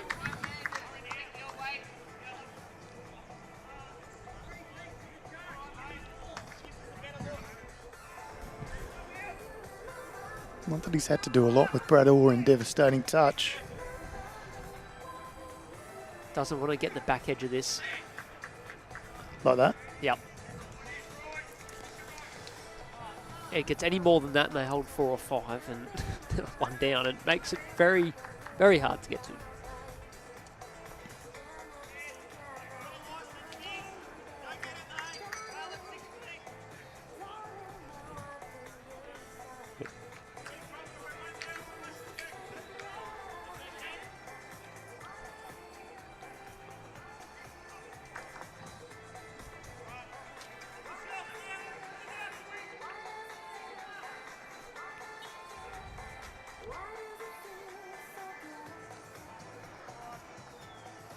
What's he done here? Wow. Still got the next 3.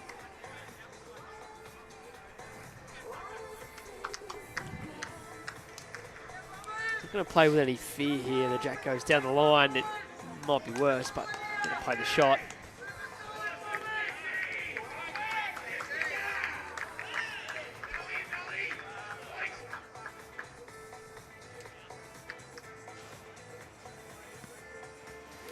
No, it pulls up and out of it. Yeah, can he clear something out the way?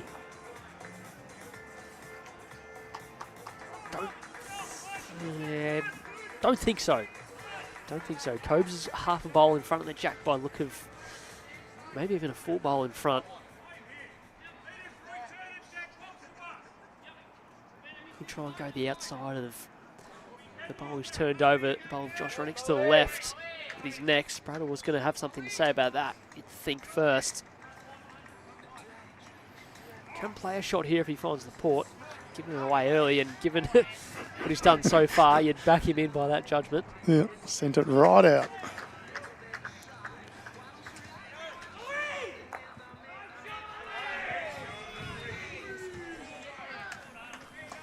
So, 30 angles to work with now there. 1 down. Next 3 shots here for Mooney Valley.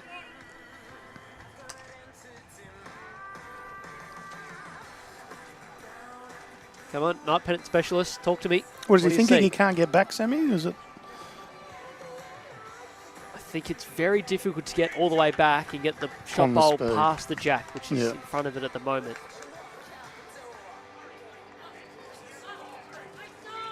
If he gets a little bit of turn, yep, he gets it. He might play more than less and try and give himself a chance to work off the outside one.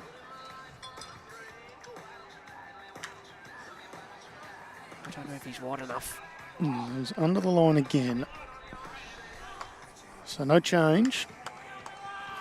I mean, if that was me, Sammy, I would have just taken the 1 down and been happy and celebrated only going 1 down.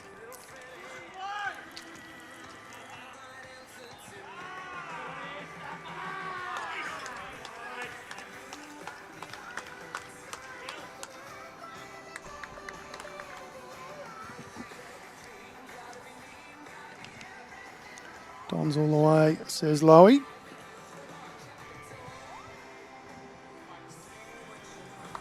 Well, they've been in front pretty much the whole match. Bradwell got away to a terrific lead on the streamed rink. Mooney Valley across all the rinks have pegged things back, but haven't quite been able to get their nose in front. Literally the halfway mark of this, Essendon leading 38-34.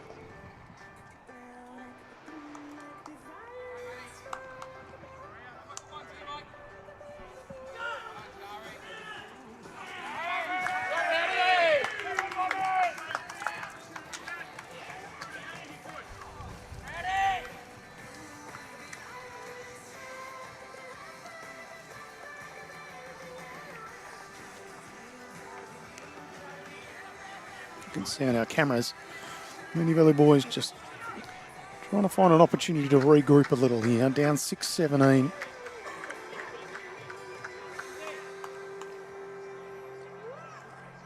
They haven't yet been able to find the answers tonight. Not to say they can't turn it around, a very talented bunch.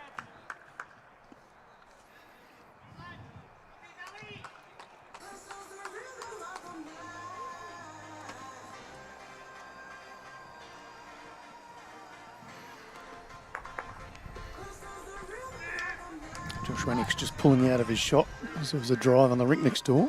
Resets. Fast one at that.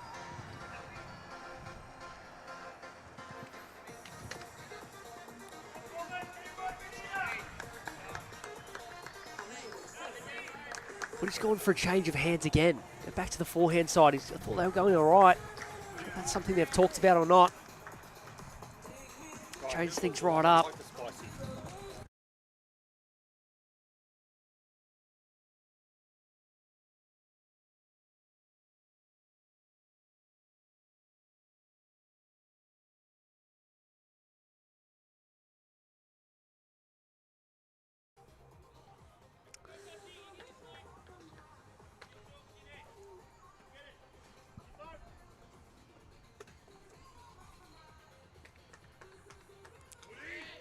Leading, he wins another end. Another one to Dylan Fisher. It's 4 in a row. In fact, the last 6 ends where they have scored, that's 6 of the last 7. All ones. It's a common theme of Dylan Fisher's skipped games, I reckon, Tone. Seen a number of. Oh, yeah, sorry, you'd like to speak. Go for it. Did you mute me on purpose? No.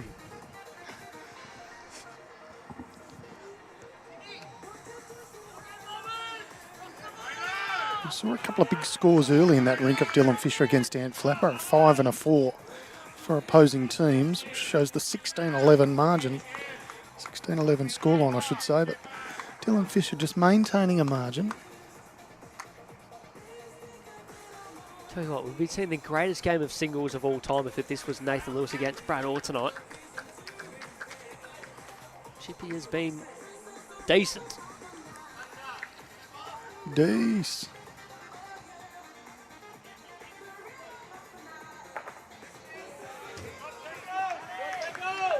Oh, Jack into the clubhouse from Tangles on the far rink. Chippy. Yes. He's up and about. High five. Let's go. Good shot. 3.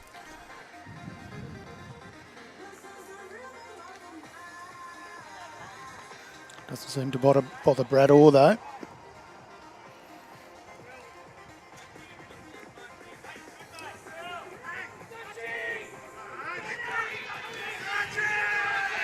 Oh, Brad Holland plays a bomb a couple of rinks over. Draws the excitement of the Valley crowd. Game going up Speaking a notch. of Big time bombs, here. yeah, Kobe Cromie also gets a finger in the air. What a bowling.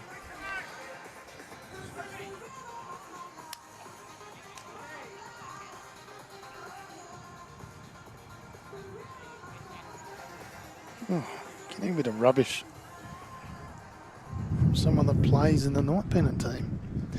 Very rude.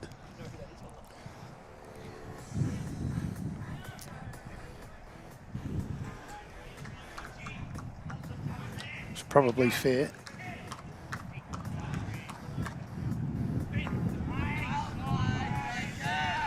That is a ridiculously good shot. With pace. Oh, yeah, he's absolutely played for that. Inside onto the shot bowl of the jack. Squashes the jack for 1, could be 3. Could be. Certainly 2, could be 3.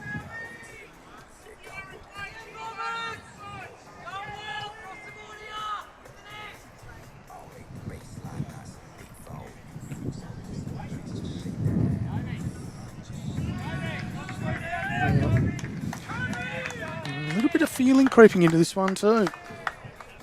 Kobe Cromie with a couple of really good pills then.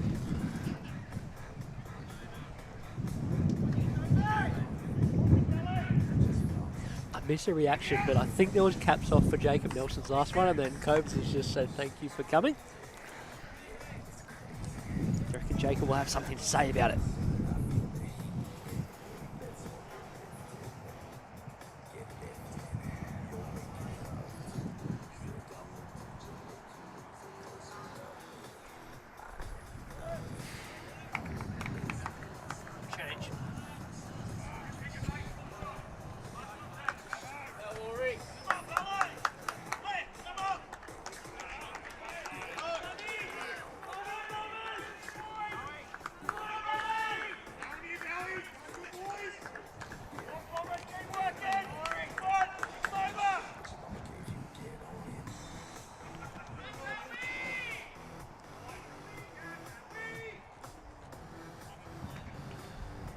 Ooh.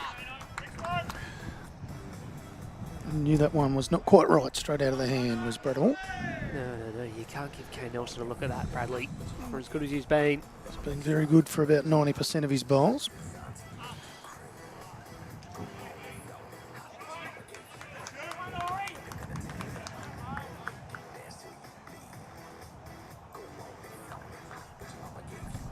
I don't like that weight into the wind. It's too delicate. It's too hard to get the shot.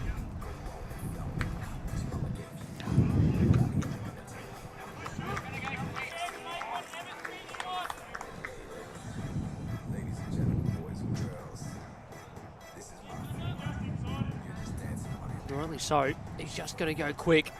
Very close. Just a bowl is the result. Oh, scoots around the jack. There you It's go. got the Valley boys up. There you go. That'll get him going now. It's a big 3 fingers up in the air. It's almost 4 and potentially the first lead of the game. If not, they'll get it all the way back to dead square. Big bowl. All of a sudden, there's a bit of feeling in this one. The Valley boys pick up a 3. Still trailing, but they're cutting the lead back on our streamed Rink. 17-9, we played 13 ends. And more importantly, the overall board is now back to square at 38 shots apiece. Kane Nelson wanted to soak this up a little bit. Calls his crew in. Let's have another chat. They needed that. Just a little bit of reward for effort. They've been playing solid.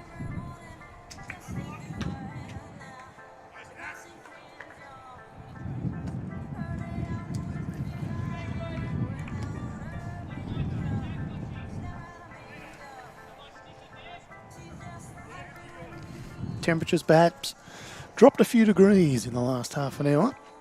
Thankfully, the game is heating up.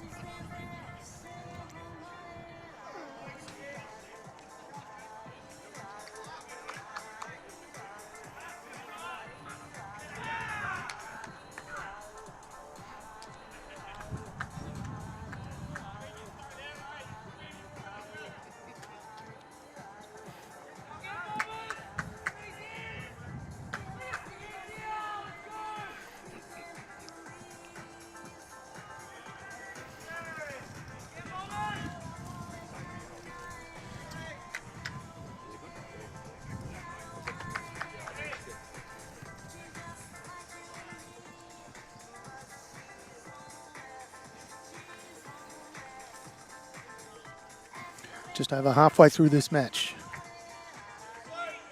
Mooney Valley. It's taken them until now to pick it back, but they've done so. Level pegging.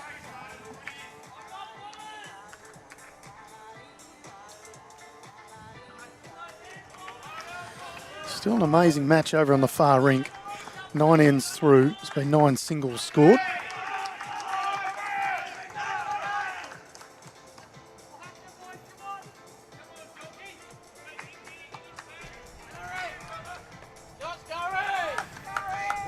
Shannon. That was the rink we moved to last time, about this time last year. And what happened then? I can't speak. Fabulous call by yourself and Jimmy Whitehead. Fabulous last bowl from Matty O'Brien.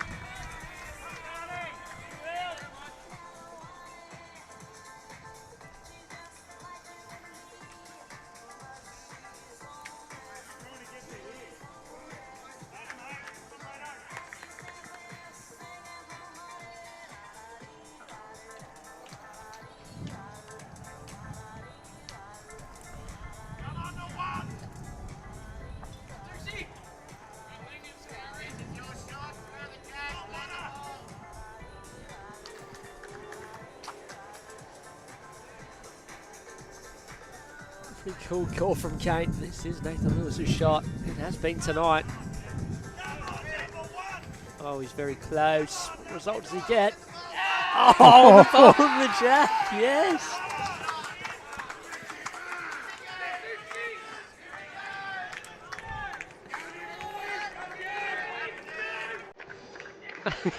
Yes, brilliant.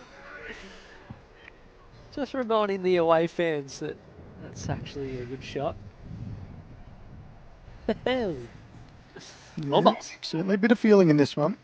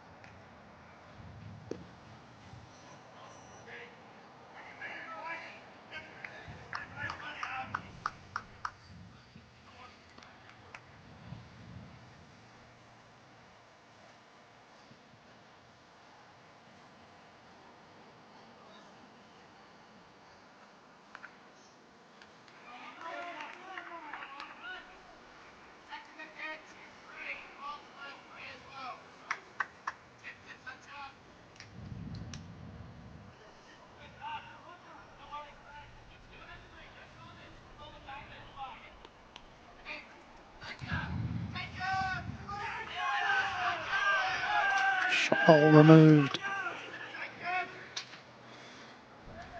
Jacob Nelson gets the Valley boys up and about.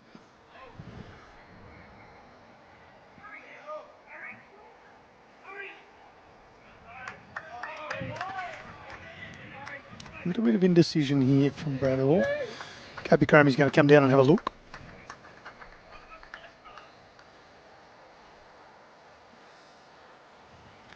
There's a lot of front traffic you can see from that angle.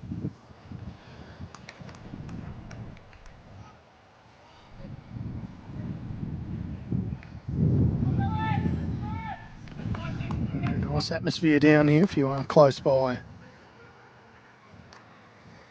Come on down to Mooney Valley Bowls Club.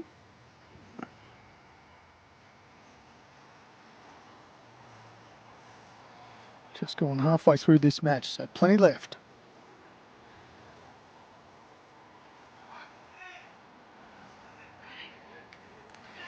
Stevie Shannon has just been reefed out.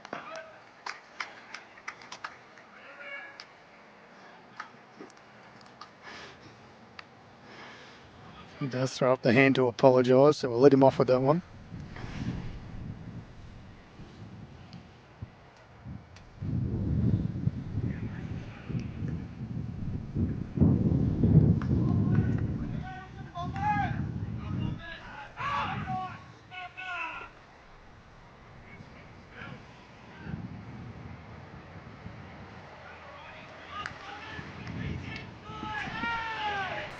Kane's just under this front traffic. Lovely bowl. Played that to perfection just underneath. Couple now to Mooney Valley. Certainly flirted with those two bowls, but Made it just under.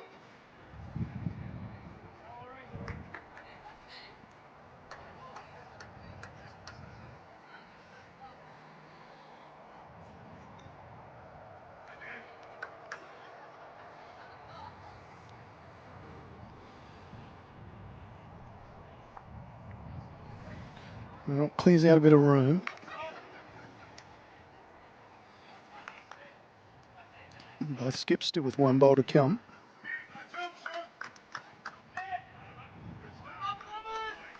Mooney Valley holding a couple.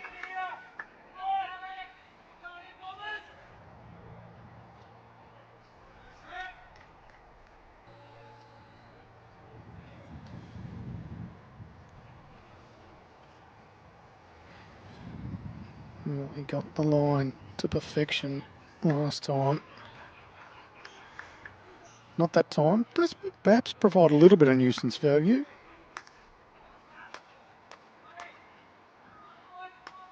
Let's see, bigger weight here from Brad Orr.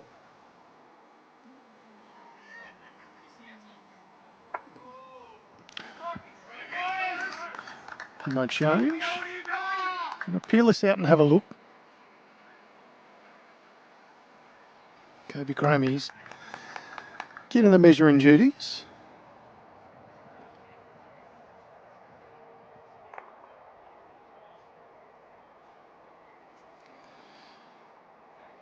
This ball come up far enough from Kane Nelson. Not quite. 2 shots it is to the Valley.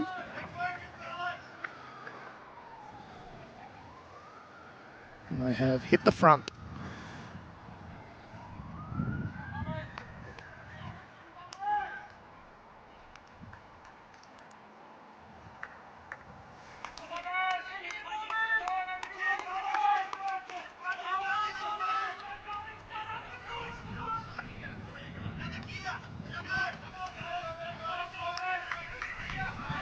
Dylan Fisher picks up another couple next door.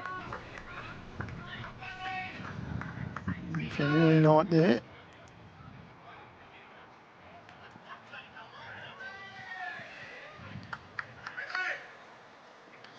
Jared Davies picks up a single in his match against Brad Holland.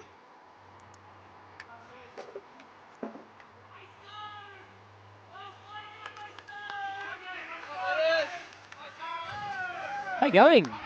Doing very well, Sammy. Some good comments on Facebook while you're away. Not sure who this person is or whether you know them at all, but Johnny McCarran says, well done on your region pairs win, Sammy. You're amazing. Who is that guy? Who's that guy? The only man with 72 different deliveries in the game. Yeah, can be amazing with both left and right hand as Johnny McCarran.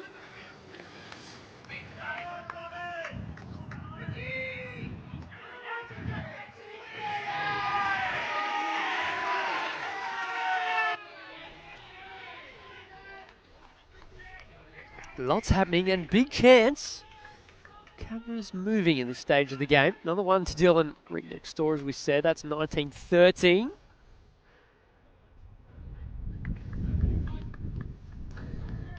Oh, that was a 3, and Tone has managed to stuff the scoreboard in the space of the 1 minute I've left. 19-13 through 15 in that one. Valley's ahead. Can Essendon respond? Still a long way to go.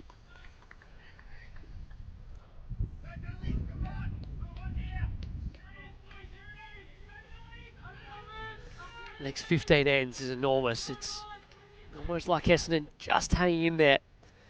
And Flapper just the 2 shots scored in the first 10 ends. 10 singles.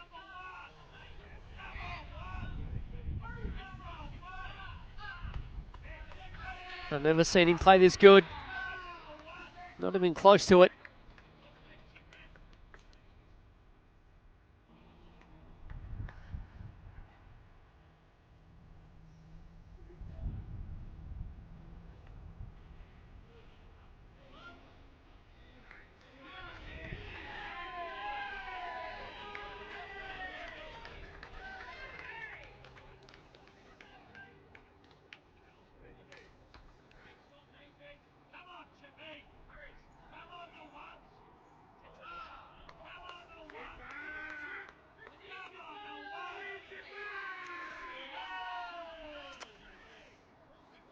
Done it again, done it again. There's too much room. Here we go, press red for Doug. Oh, you never get another chance.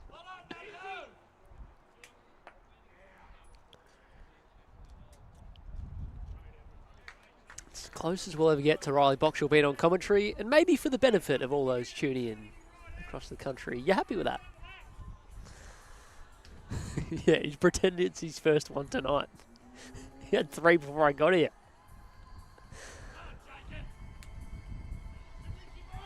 Big night here at the Valley, sponsors night. Beef brisket rolls going. Spuds just walked inside. The bar is doing their fair trade. Jacob Nelson sneaks in for a third. It's like we're just pressing the repeat button, the way these heads are building up. Last couple ends, if they can win 3 in a row and just turn up the Rink score, feel like they could push on in the last 5 or 6 ends of this one.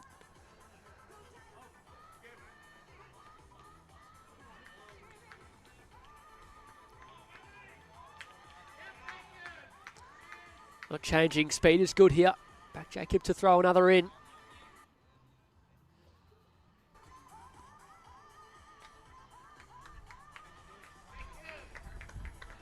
Early shots of Jacob. Better track if he keeps the same speed. He's in the count. Yep. Gonna stick with the back end here now to Scobie. There's nothing on the other hand. Oh! Huge reaction. Dutchie, did he actually do anything? He hasn't given anything away.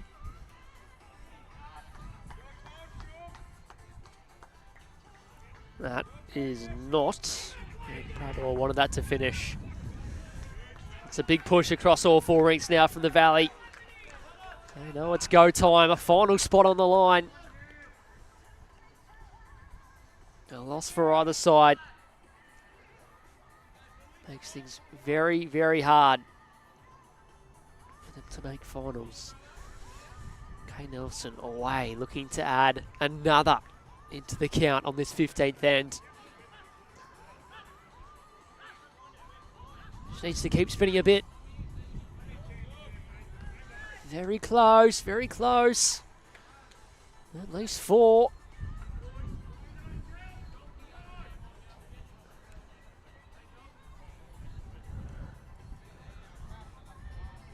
Question is, what does Bradwell play? I think he's contemplating ripping the front and trying to, a little bit of a 2-bowl play potentially. It's very low percentage to try and draw or just play over the draw on the forehand. From behind there's not a lot to hit. Needs to get the front one off the line.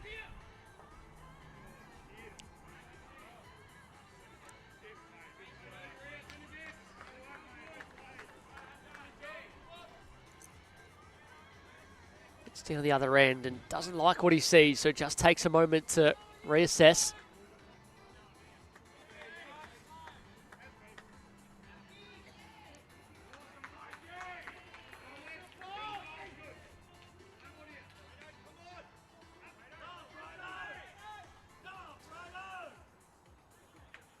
No, doesn't like it, and just a little bit of experience, just knowing the situation that suddenly the Valleys have hit the front and skipped away. 6 ahead. Number down at the head.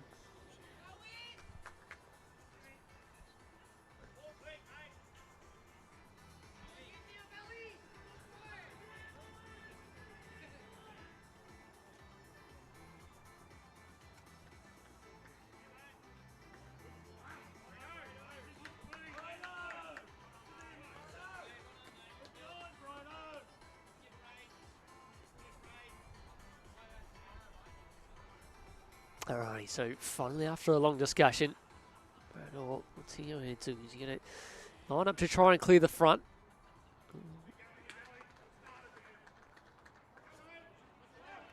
Trying to arrive / turn Kirby's bowl as an option.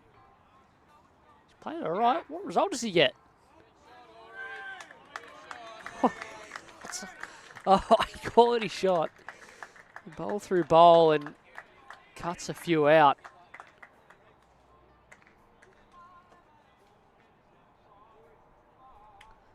So he got it back to 1 down. Back to 1 down would be an amazing result.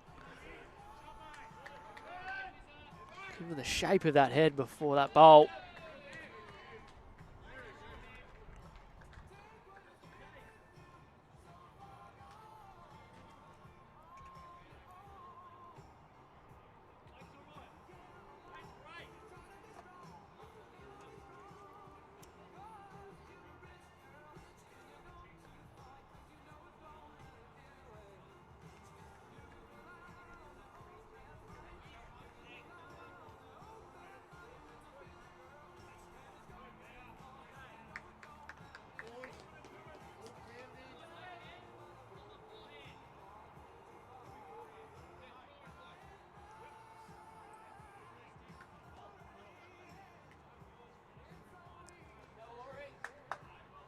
No change, or he can almost play similarly. I think Kobe's bowl only needs one more turn to be the shot.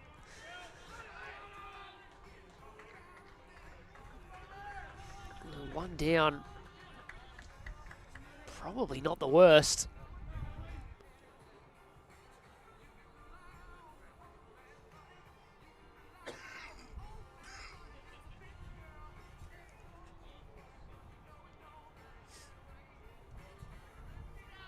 How's he gone? It'll stick in there.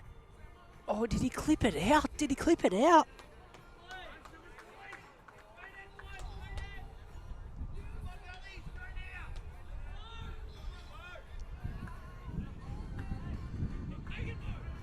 He did. He clipped it out for 3. So they've gone 3-2. And then Brad Orr, who'd done all the hard work to get it back to just 1 and give him a chance to score, managed to turn it through the hole for back to 3. It's been the difference in this match, hasn't it? Mooney Valley behind all night. Managed to get things back to level. Now just edging in front. A very strong combination. Of course, last year's runners-up. Played very well together as a team.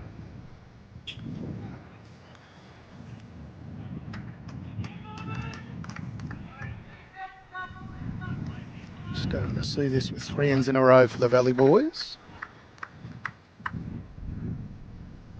Yeah, they've been able to gain control of the mat as well. A couple ends in a row and stretch it right out. Obviously the leads just be able to nail it. Sort of Joshy Ranks hasn't been right on top of it, but it's made it harder for Kobe and Brad to make shots.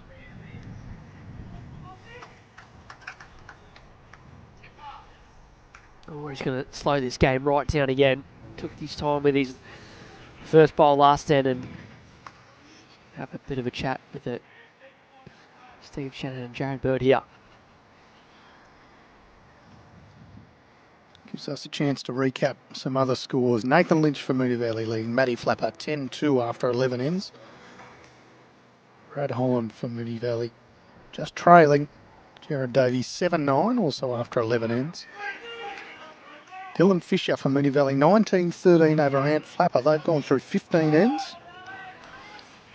Now streamed Rink here on BVTV. Kane Nelson on the comeback, still trailing 14-17 to Brad Orr. Of course, all our vision brought to you courtesy of Moama Bowls Club and Dandenong Club.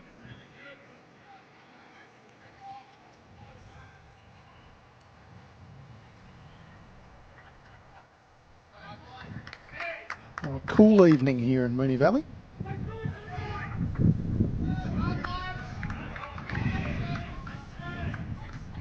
Get it right. Pidge. Oh, it's Steve Adamo. Yeah, 2 on the last end to Nathan Lynch. Unbelievable circumstance. It's wrecked the average, isn't it? You're kidding. Well, for a 21-shot game. See if it opens up in the second half.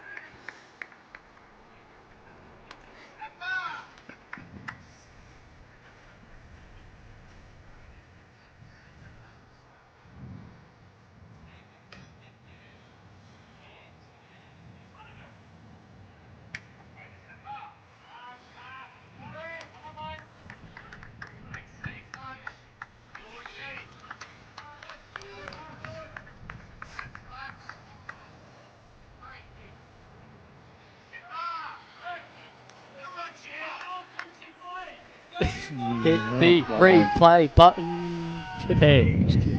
Hats off galore.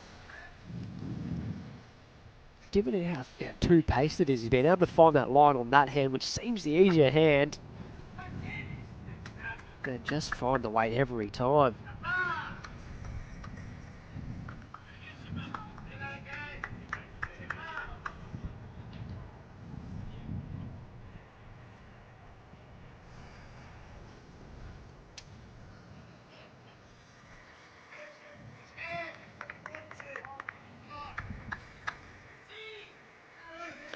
Not a bad memory from Chippy. Done it again.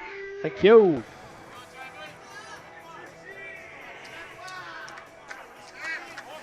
Make it look easy tonight is Nathan Lewis.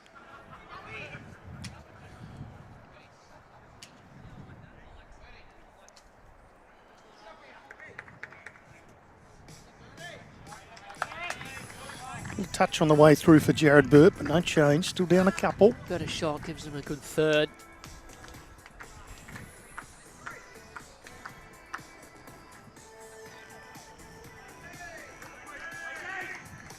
Matty Flapper picks up a single on the far rink. Trailing 10-3 after 12 ends.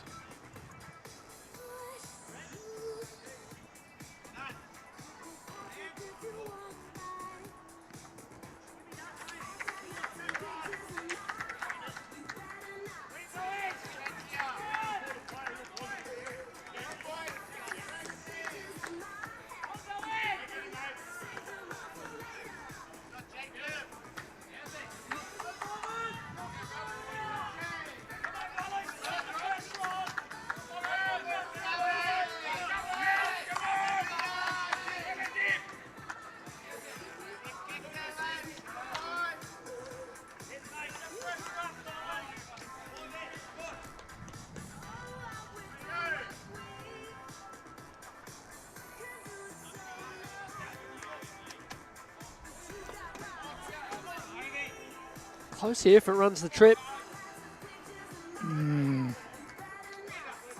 Very close. Any more and It was no scoring. one, possibly two was the call from Kane Nelson, so maybe not quite running enough. Give the forehand away now.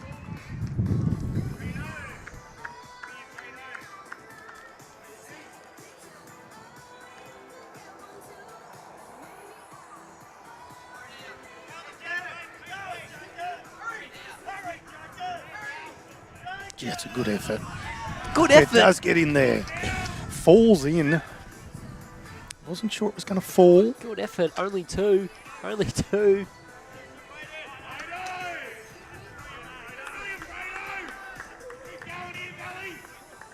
Big wait for the first time in a little while.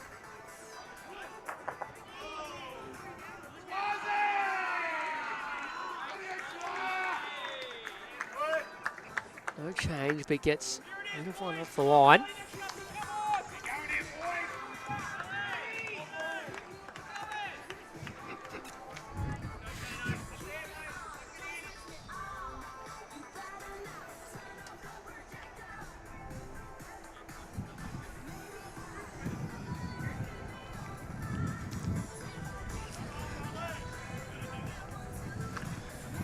Touch under on the line, Sammy. It is, but even if he turns Combs bowl down one, Yeah. he falls back on the line himself to make the four. Bit of pressure on Brad Orr now. It was sublime early. Mooney Valley boys ensuring the pressure is heaping on Brad Orr.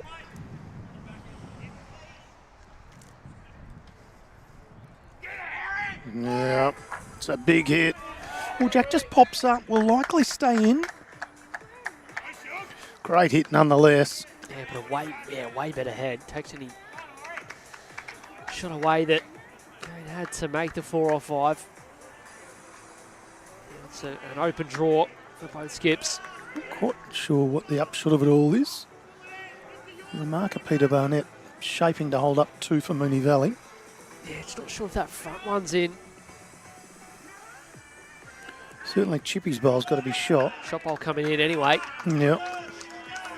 Made light work of that.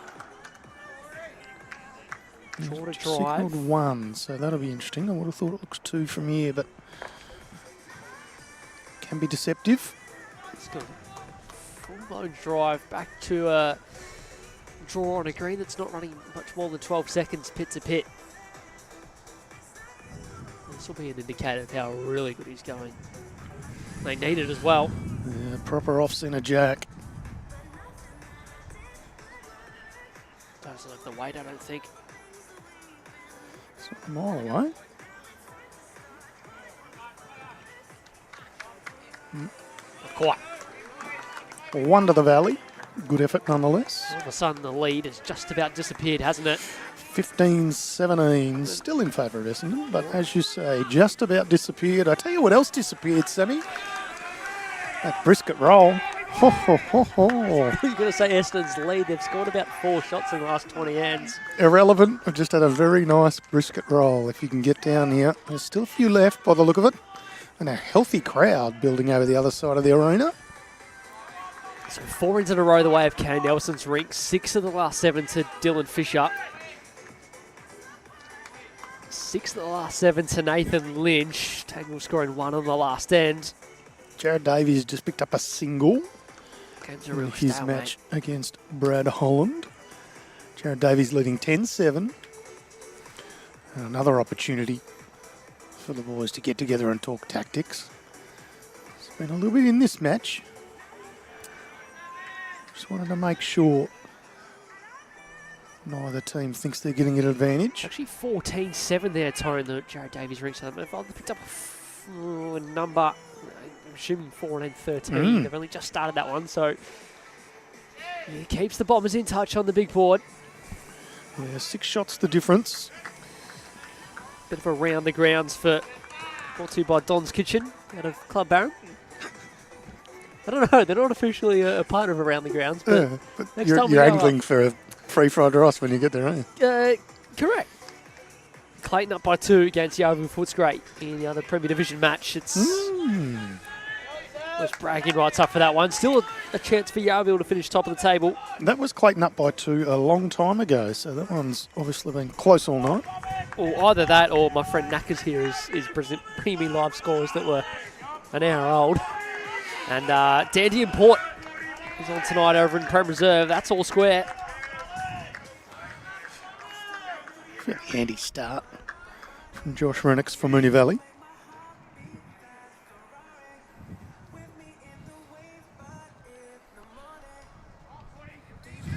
Mooney Valley's been stretching out the ends, but they've elected to go. Well, actually, that's not true. I think they binned the jack, didn't they? While I was off doing something. So No, you're right. Changed it up. Yeah, no, putting the last. But before this one, they'd gone ditch to ditch just about every end. They've had the mat.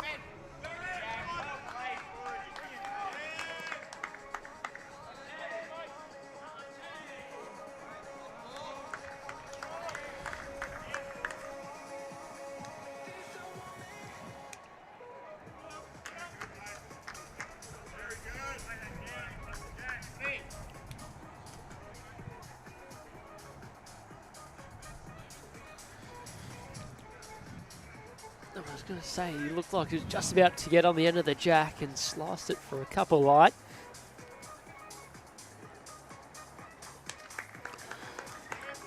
Here's Nathan Lewis, the man that's been on absolute heat for the last half dozen ends or more. Why would you change the length? Look at the track though.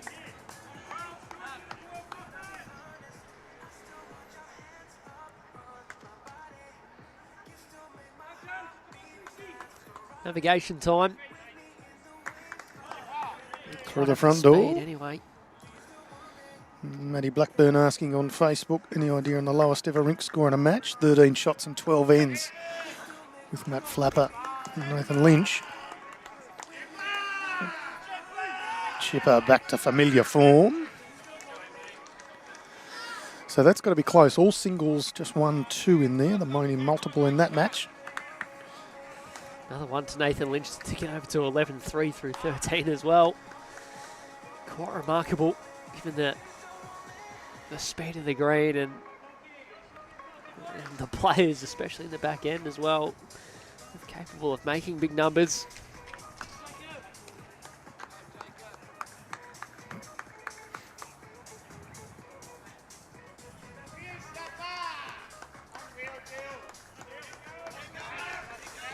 They do it again, that Rink. Very solid. They keep ticking the scoreboard over. Dylan Fisher's team. Another end one. They're in for an early night too. They've won. They do like to finish quickly. They've won 13 of the 17 ends. Wow.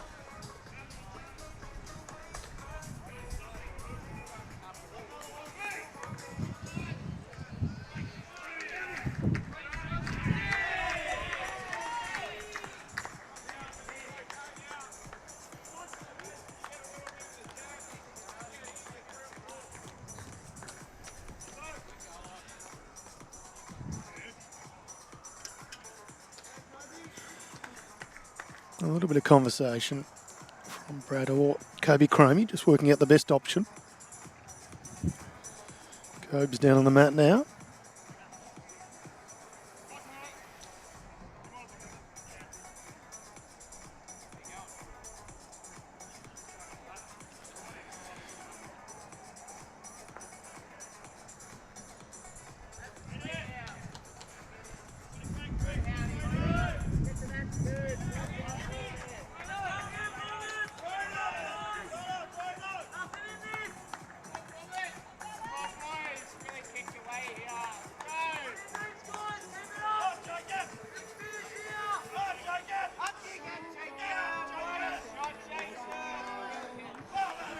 That's quite a good shot. Look at the line.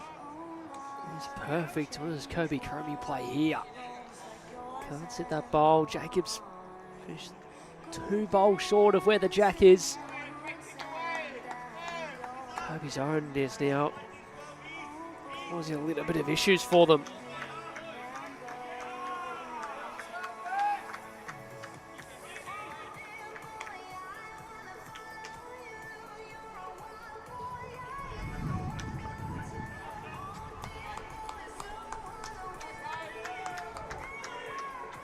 Sildy's played one forehand runner very early in the game that was very good. Searching weight backhand. Just going to try and change something up. Don't know if that was something that was in the plan, but it's worked. Bowl through the jack. 2.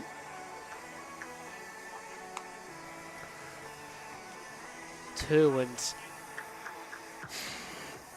not anything amazing for Kate Nelson to play. He's almost a little bit of a 2-bowl play, maybe try and open something up. Jacob like the outside of Nathan Lewis's bowls on the backhand. Okay, he's going to search up through the forehand instead. Doesn't look like a terrible option off the screen, the camera behind us, but the front bowls are a good, 3 metres in front of where the jack is. That's large. Oh, well, I don't know if he's sort of sprayed what he was aiming for or listened to his brother and called what he called, which was the outside of those bowls back into the head, back to 1. Very, very difficult to get at that 1, and Brad Orr still has 2 remaining as well.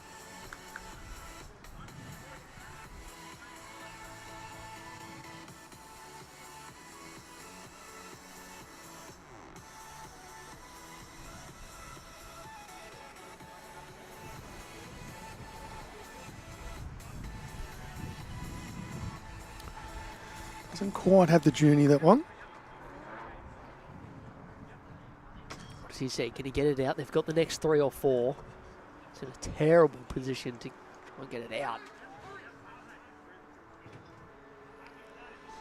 I don't know if he's going to go as quick as he did the first time. We'll find out from his setup. Or from a stun and run point of view.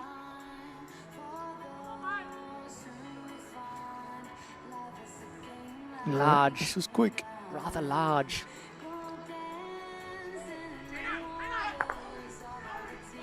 Oh, well.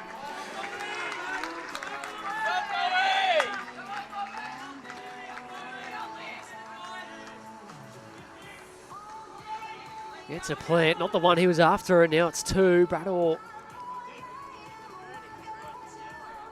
trying to draw for 3, just trying to work out where to get to for a third.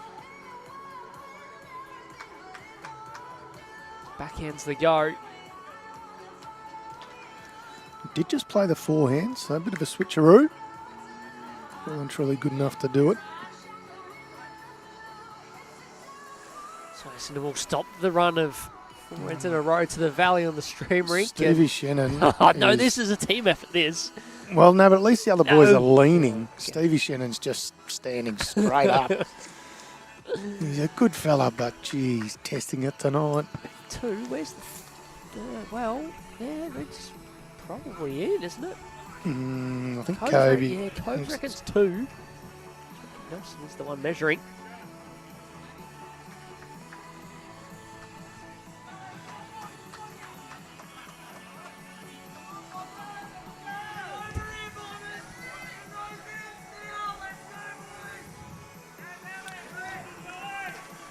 Robert Mullen nearly lost his voice with that shout. He did. Yeah. They're hanging around. They're doing a good job after. Valley's threatened to skip away. They got it out to 11 there at one point.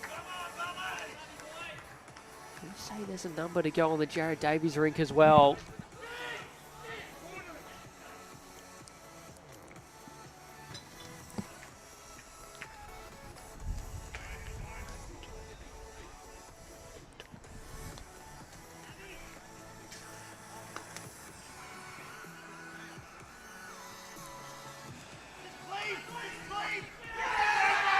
Oh.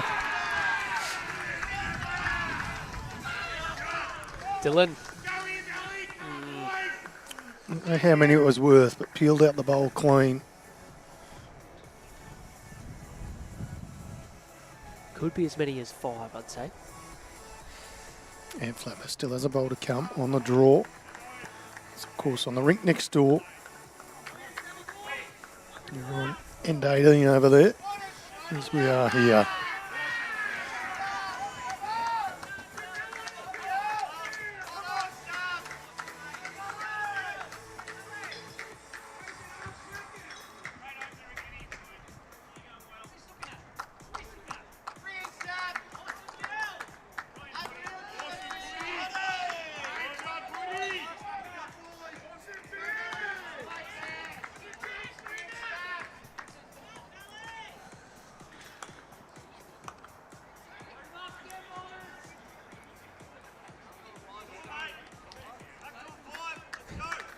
Oh, it's good. It's good. You got to enjoy it, don't you? Oh, you can't not. Plenty of back and forth. A huge shot by Dylan. 27-13 now, the lead. Dylan Bang. Fisher. Bang. A big 5.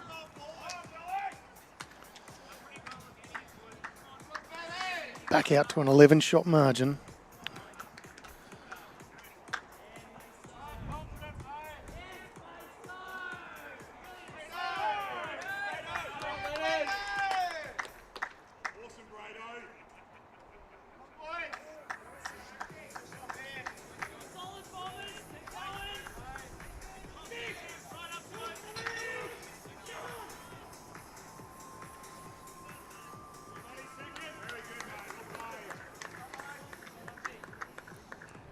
Lunch on the rink, far rink. I think he's done enough to score, has he? He has. Samuels with last bowl. Back here, not again. Stop this. And finishing on the line. Again, finishing on the centre line. Just about every bowl.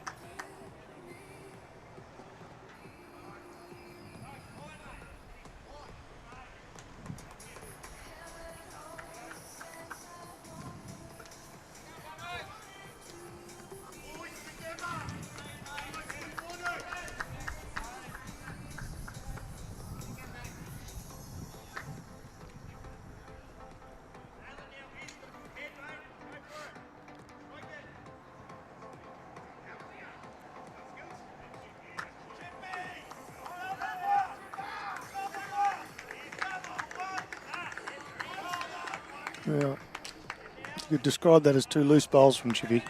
Yeah. It's just outside a foot away. Probably needs to reach the lad's playing. Yeah. He's been very good.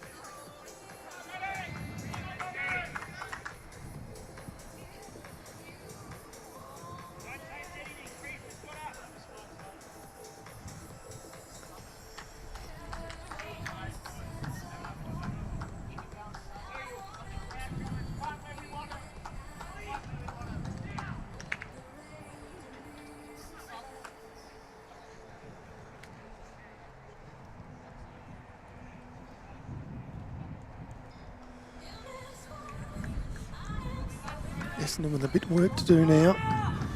Been outscored about 25-9 in the recent stages of this match. After getting off to a very good start.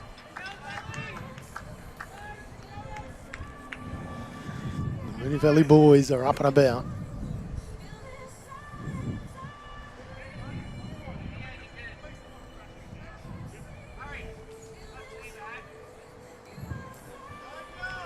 Let's get anything Jack Hoyle passes okay. After another 2 feet on that line would have been perfect.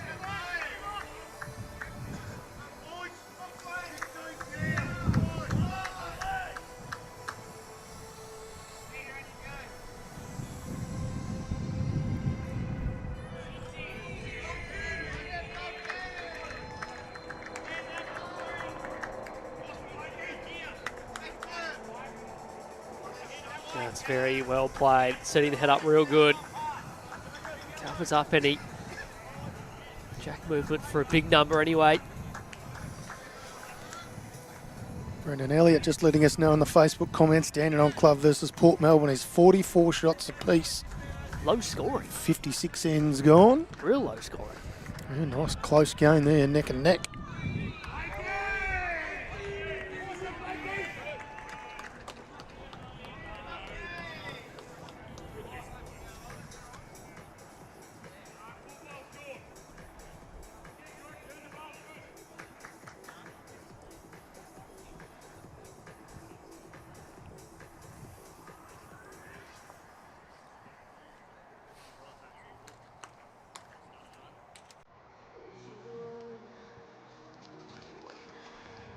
Yeah, the Premier Division match on tonight. Yarraville Footscray hosting Clayton. How are we going with the draw? Clayton are up by 7 shots. Oh. With around about 22 ends to go. So the draw's not out of the question for JT. No, I didn't quite get the start of the boys' conversation, but I wonder if there was anything to do with whether moving both the Steve Shannon bowls.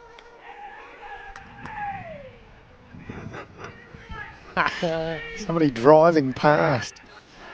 Saying go the valley, out the side of the car. It's all happening here. He's going to give away moving the shot bowls for now. Likes the setup.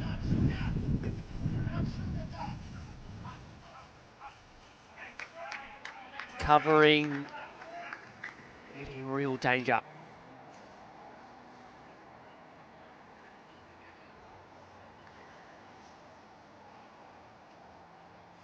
It's not a bad line. Fair go. Fair go. What a shot. Wow. A ripper. Back to the form he was in the first 10 or so ends. That's it. Hicks it out clean.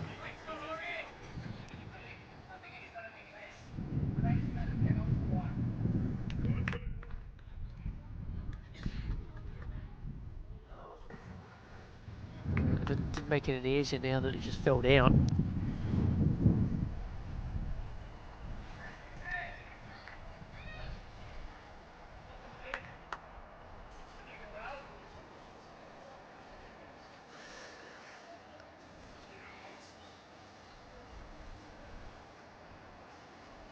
A little bit of discussion. The bowl fell down. It's actually touched the jack, and Coke has just chalked it, sprayed it. I think Kane has nominated Jack up the green here, so if it happens, it's okay. No change, no change. Good shot, Brad Orr keeps the Bombers in touch. just hanging on.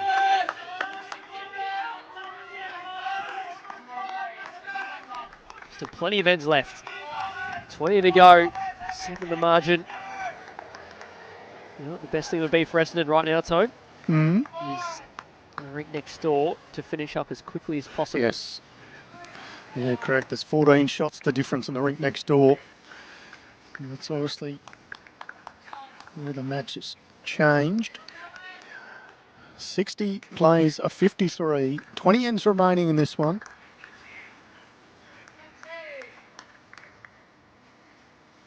And another multiple over on the far Rink. It's getting out of control. 2 twos over there. Everything else a single. Of course, the match, Nathan Lynch against Matty Flapper. Can't be happy then. I've just been sent a screenshot. I'm not sure if this is earlier in the season or not. But in Division 1, there was a score that was 12 all after 21 ends. That was pretty tight. We're cutting it fine. Yeah. That is pretty tight.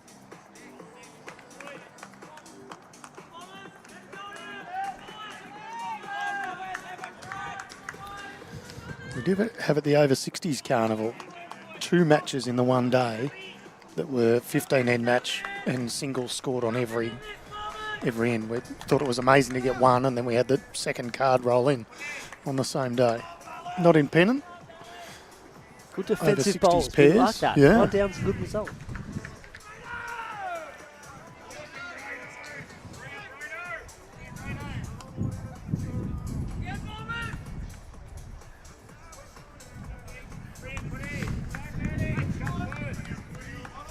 Still a bit of wind. You can see our cameras just bobbing around every now and again. Inconsistent wind, making it real hard.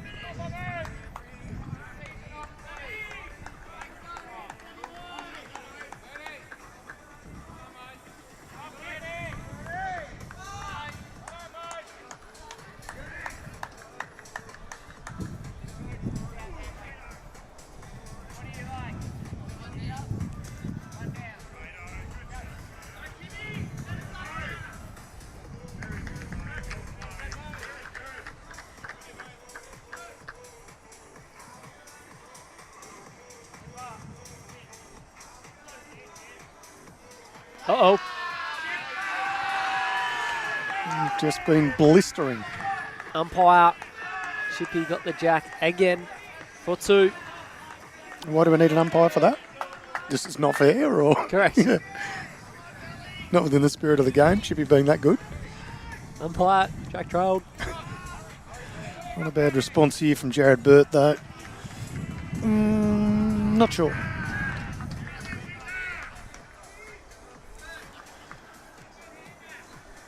Oh, what Marker happened? Peter Barnett says yes. Sorry, the scoreboard on the far Rink's just gone back to 11-4. Maybe it was only 1 after all. Oh, that's outrageous.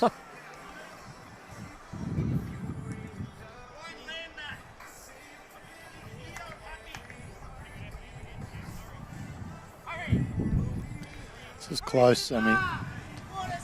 Wow. York, this is the best It's game just saying, you can put that jack wherever you like. I've ever seen by a second. Ever. Yeah. Full stop. He was arguably a little slow in the first end or 2. Yes. Since then, on heat. Was he like this in the pre-game roll-up? Oh. How do you get to that? What do you call? What do you play?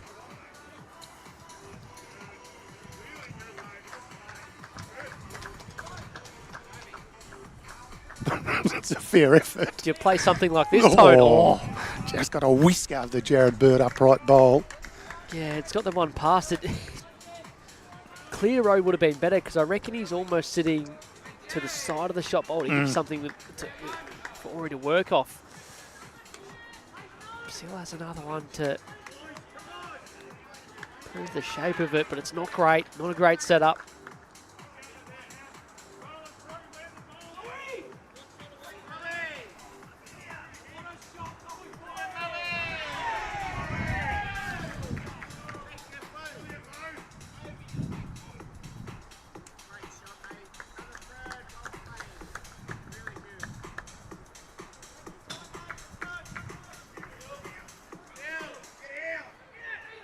Probably a little underappreciated that last bowl, how good it is. Gets him another third, another one past the jack, and doesn't give anything for Essendon to work with at all.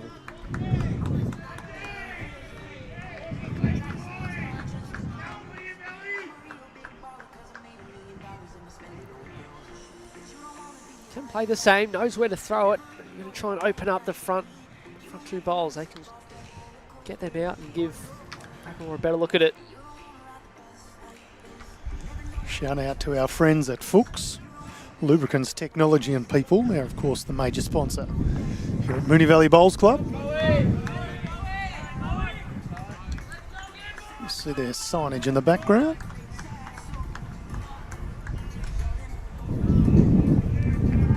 Oh, it's getting very windy. It's doing things with bowls. That one just walking out slightly.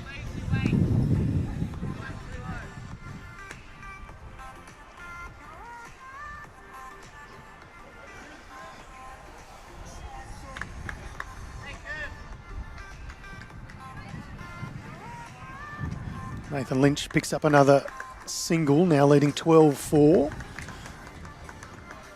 Probably didn't need to say what he picked up, did I? They won the end. Pretty much all singles over there. Neck and neck battle. Still only 9 shots in it, Sammy. Cannot afford to count Essendon out. I know, but all of a sudden you get to that stage where you start looking across at ends played. There's a bit of feeling in this one too. There's some comments every now and again. A little bit of chirping from both teams. And in the comments on Facebook. Yeah, plenty there.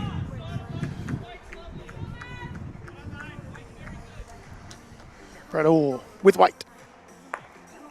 Oh, hello. Oh. Is it opening up? No. Oh, Still makes it pretty hard to get to, doesn't it? Not really, because he runs the risk of taking his own two out if he goes large. Yep. Or if he takes one out, potentially gives Kane a look at it as well. Kane Nelson coming down to have a look. He and Brad Orr have had a good battle. Brad Orr certainly had the honours at the start. Kane Nelson came back like a steam engine.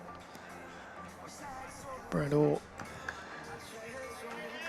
has the advantage on the scoreboard. I'm sure the two of them will enjoy a celebratory beverage at the end of this match. Won't they, Lala?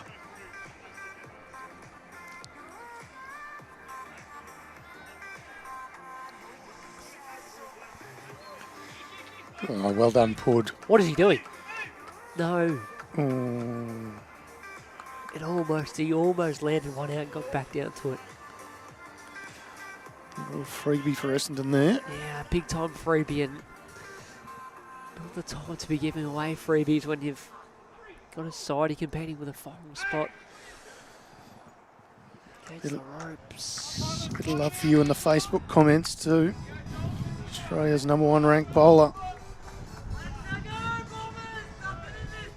Oh, fire up! Giving a bit of Sam love. Fire up. As we all are. I'm pretty sure he's not #1 anymore. He is in my mind. Pretty sure the bloke that just spooned his last one and gave away a shot is. Oh, sorry. Gosh. He's very close to making 3 or 4, mind you. Still has one to do something about it. No change with that one.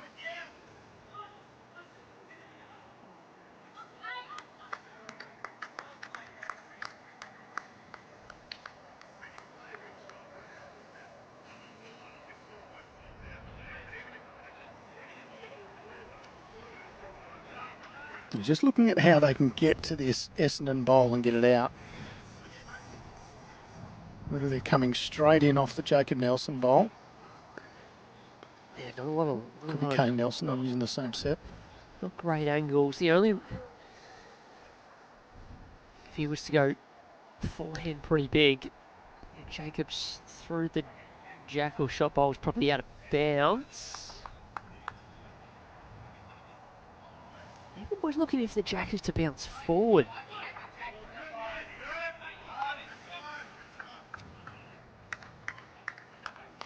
Well, either way, Sammy, we're about to find out. Second time in quick succession, the boys looking to try and get the jack up the green. It's got to hook in hard now. It does. Oh, it didn't go up the green and went back. Stayed in though.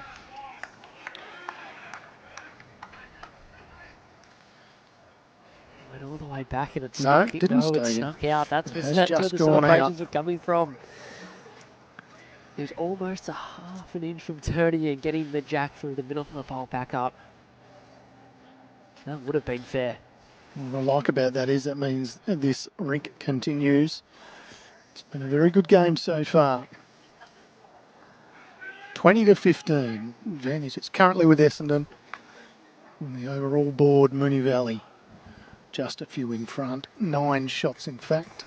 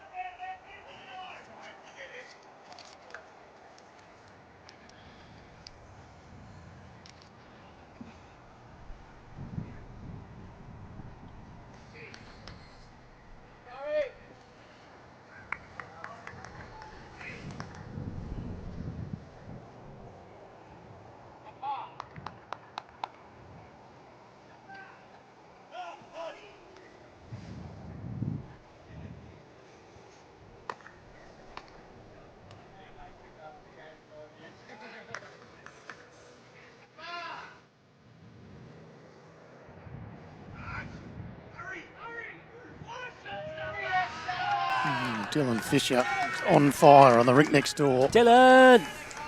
Currently Go, Dylan. leading 28-13 on their second last end.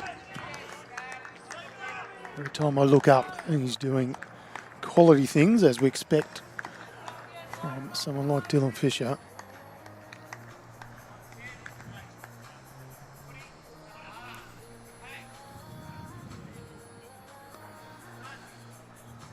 Need Essendon just to light one up at this stage, Sammy. 9 shots the difference. Still plenty of ends left. Still 17 ends to go in this match, so anything can happen.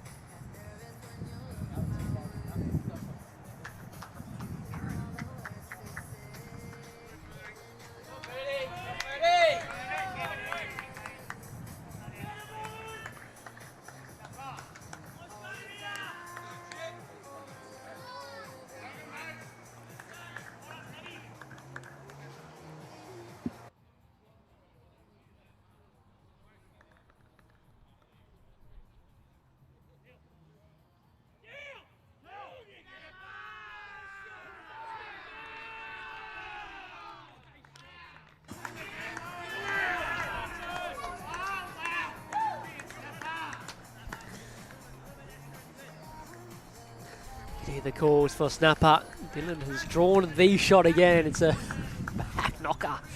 For the first time in possibly the game. Essendon front end. Builds up okay.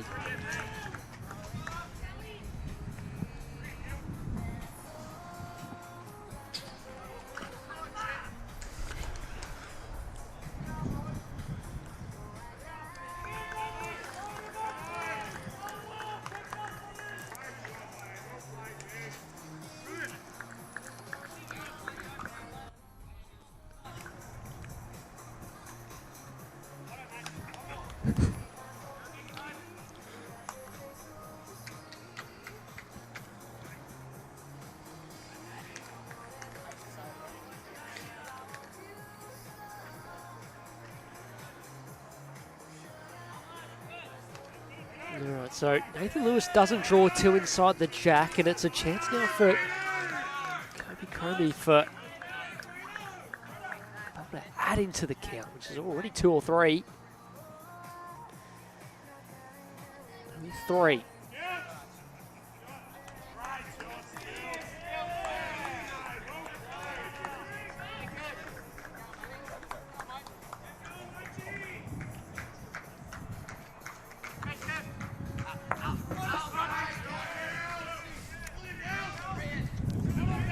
Out of bounds. We'll set it up again Yep, trying in case of deja vu. to play this end eventually.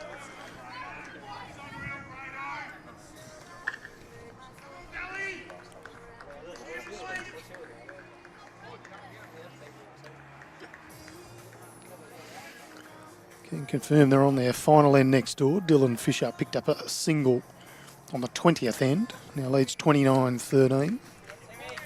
They've only lost 4 ends for the game. Remarkable start. Also, reasonably high scoring for only getting 4 ends for Ant Flappers Rink. 3, Courtesy of 5, a 3 and 5. 2, yep. Yeah.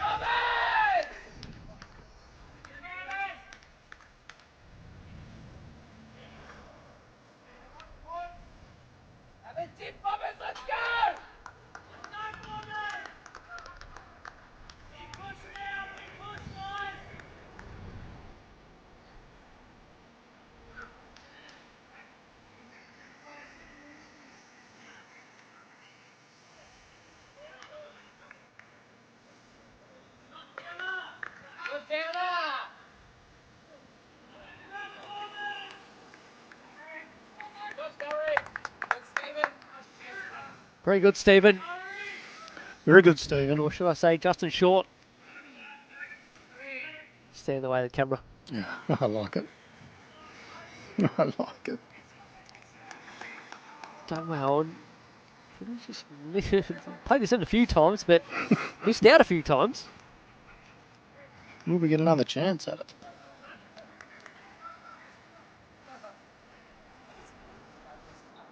The way that Stevie Shannon bowl lines up, let's not rule it out.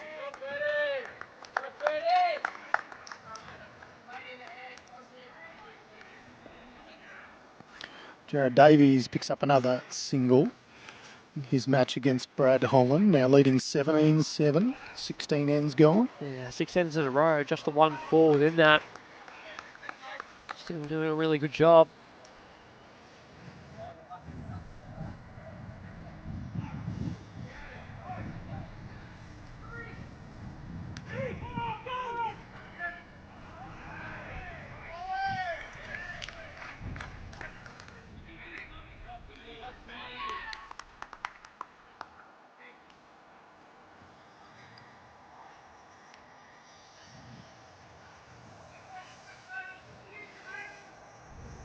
What's Chippy done, He Sammy? might just trail it to himself. Oh, no, bowl, and then the jack. He's It's opened still it up. 3 down.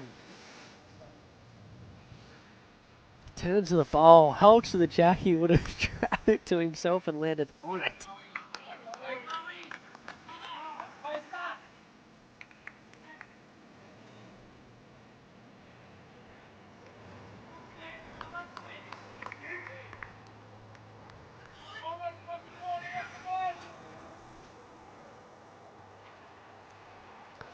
Alright, so Kobe looking to draw a shot. Maybe down around the back. Yeah, no, he's just missed slightly over and wide.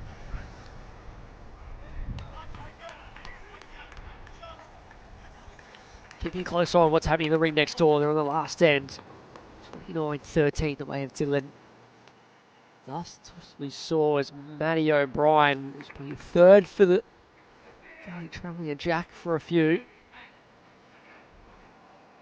Anthony's still with 2 bowls to play and searching.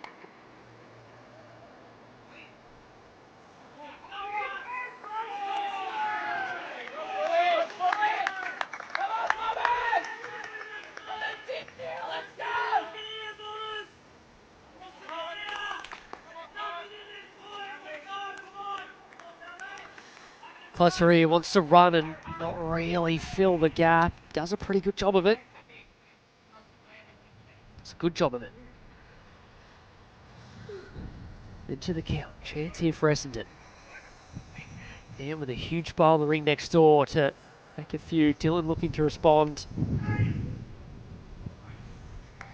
What an effort. Dylan crashes, turns an Essendon bowl into the count. If they can hold that, Anthony was still last bowl. If they can hold that end. And this one here, just to get the margin back to single figures. Approaching the final 10 ends, a chance.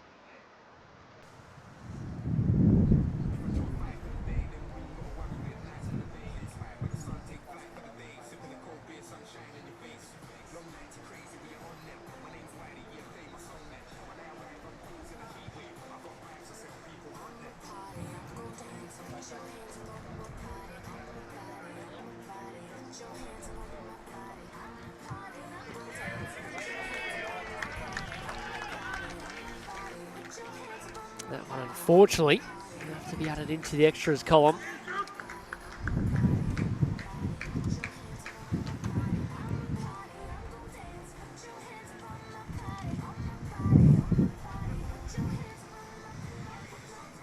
There's to hurry and hang. There's to hurry and hang a bit more. Both? No. No.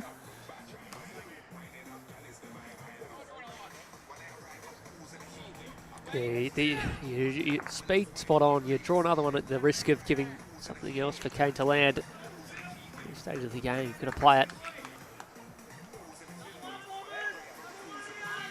That's the thing, when we start running out of ends, down to just 14 ends to go, 10 shots the margin, you've got to make something happen. Brad Orr is doing that.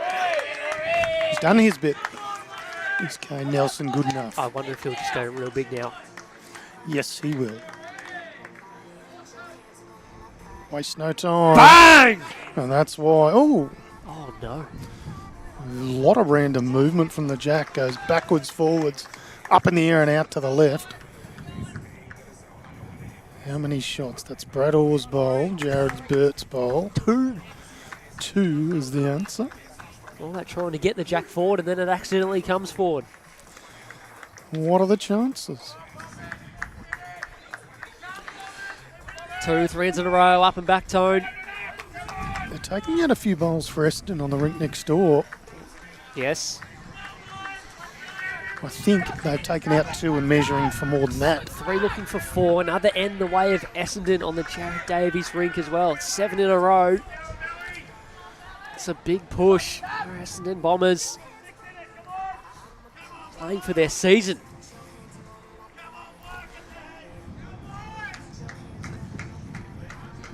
So it's 7 the diff, plus Bo Prado has got that tape out and doing everything he can to It's going around like a wagon wheel. get another couple in.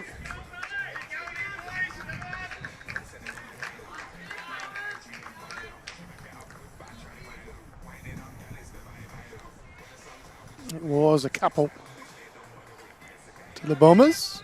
So 29-15 is where that rink finished between Dylan Fisher and Ant Flapper. And a victory to the Mooney Valley rink. They'll secure 2 points for a rink win. More importantly, it's back to just 6 shots in the margin between these two teams. Of course, the overall is worth 10 points. Each of the 4 rinks worth 2 for an 18 zip as a maximum for a win.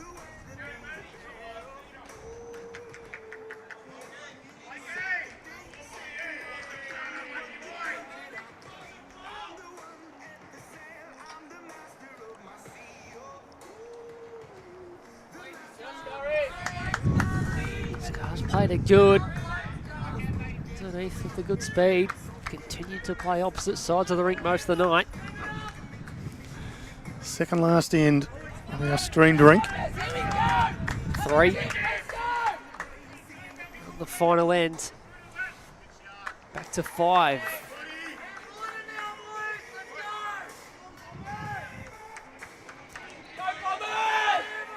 Finally! An interesting game with half an hour to play. Finally. Just got to have the right commentators in. Clearly.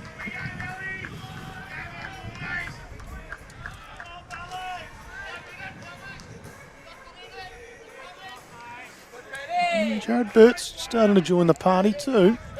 His last few ends have been okay.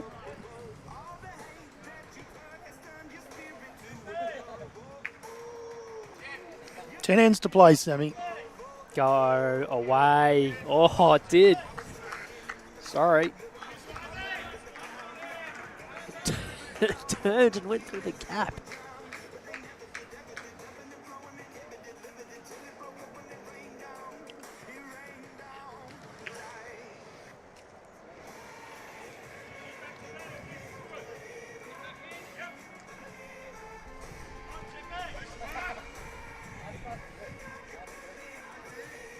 Almost frames it, but then got one in the head. He'd be brave to tell Chippy to change hands. He relax on the forehand. Let him go and play the forehand. He doesn't want to pump up Jared Burt's bowl. Maybe he should have listened to Jacob on this occasion, but he wasn't far away. So 3. He's got a few credits in the bank tonight. There's Nathan Lewis. Oh, 1,000%. He's been very, very good.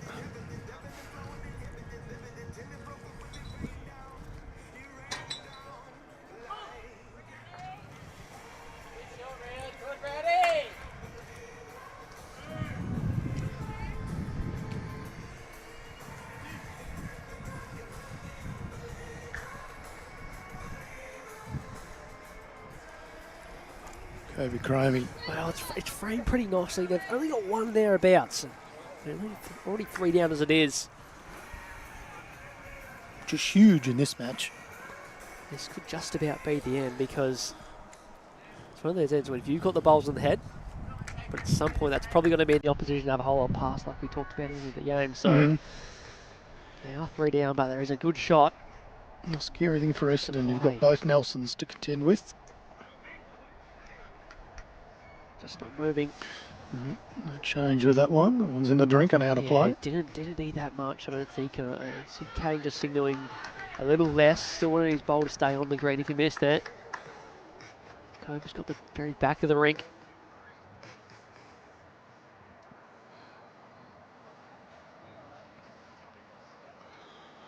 Oh, it's been a very, very good match. A thrilling conclusion over these next 10 ends.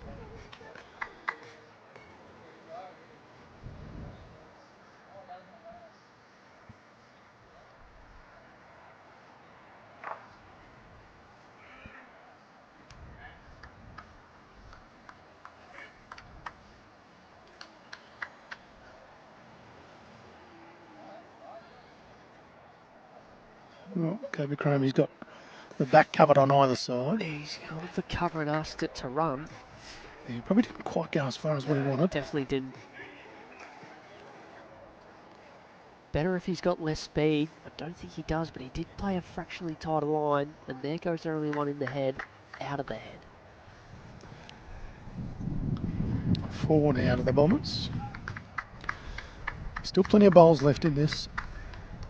Both skippers. 2 to come. What does Brad Orr do, Sammy? I think still we're going to look to play a shot to try and cover this or clean this up slightly.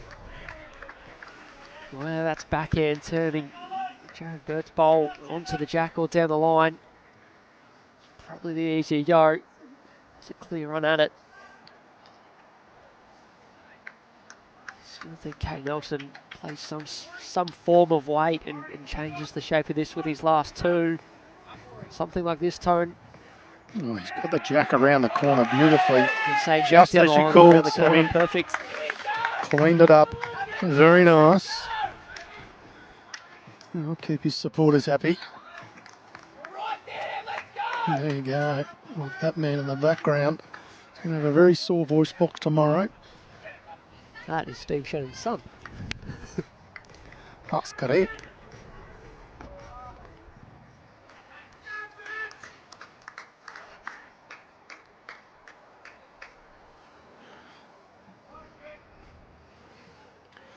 Bit of movement behind the head. Sees Kane Nelson just slow down and reset.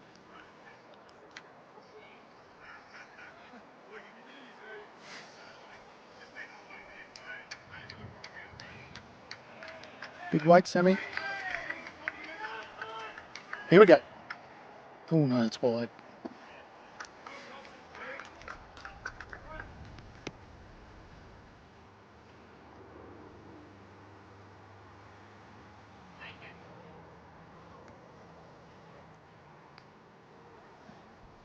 Jacob Nelson bowl to left of screen in front of the jack. Up to the side. They're currently 4 to the Bombers.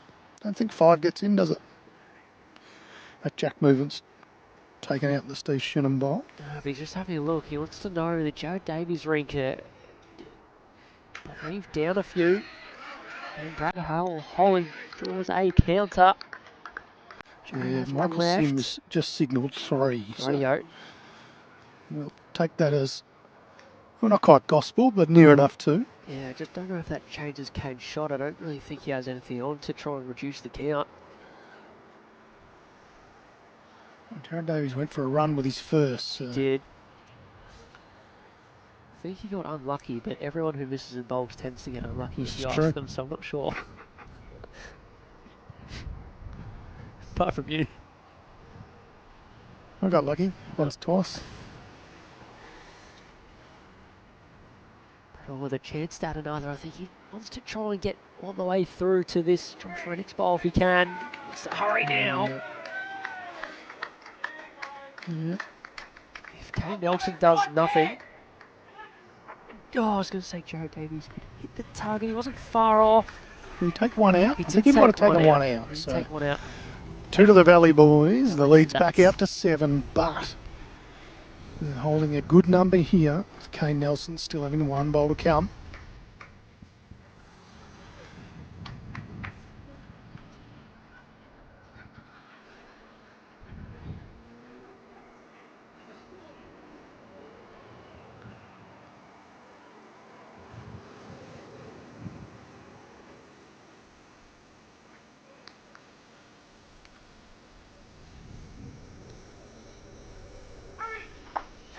Oh. What? What? Options if he was a touch off target. He's come off the outside ball through the jack. Straight through the jack and out of bounds. And we set it up again. Yes. A little dagger in the heart of the Bombers there, Sammy. That's pretty holding a good 4. Maybe 5 and end killed. Start that one again. Stixie is either A, having trouble with the really scoreboard, having trouble. or There he B, goes. there's no score end. Oh. No, he's had some significant issues trying to get it. And what was it? You know how it happens in life. Somebody comes over to help and it starts to work. So 14-7. So that was a 3 to Matty Flapper, which is the biggest score of that match. And the second multiple in that match. 14-7. They played 18 ends.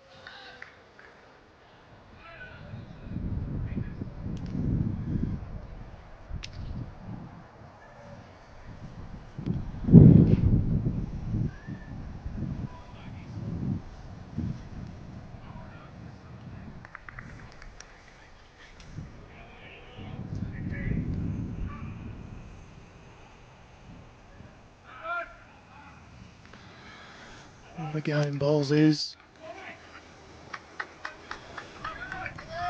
Scar just a touch through with that one, but judging by most other ends, it's not lost.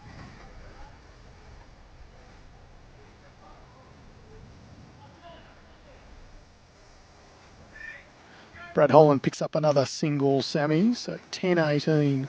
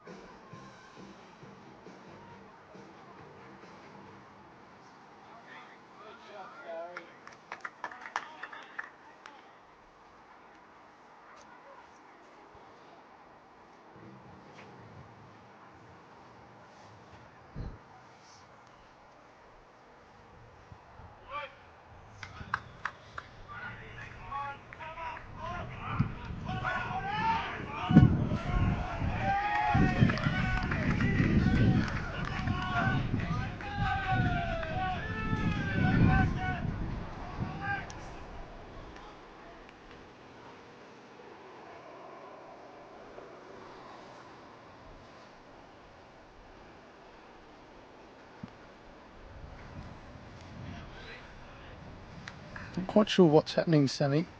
Yo, sorry. It says 10-18 on the Brad Holland, Jared Davies after Yeah. 18 ends. Yeah. But we got it as 19 on our score sheet. So Oh. I back you over them. They'd be head and tail in the game.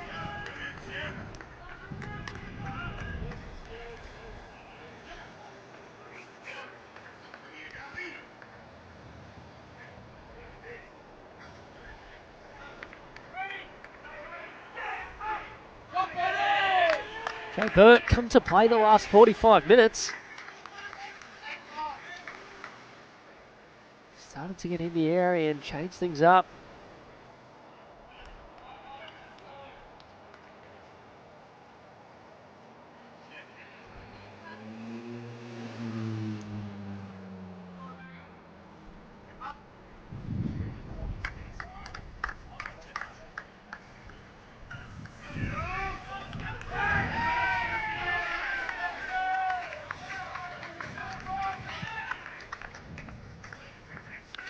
Five shots the difference. And the 8 ends to play. It is tense here. Who's just joined us. We've seen a hell of a battle. Essendon away to a fast start, held a lead for the first half of this match. Mooney Valley got things back to level. And then have skipped away to an early teens lead. But it's been pegged back by the Bombers over the last half dozen ends. It sits at 5. Anyone's match.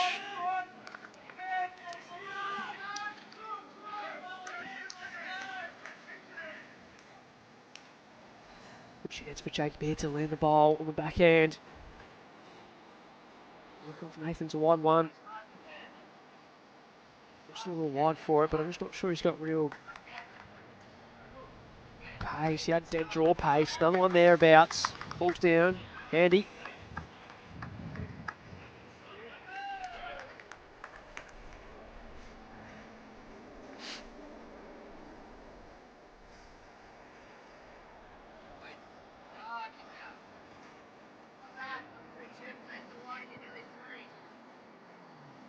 There's your call. So turn out of the white. That's for 3. What did he do?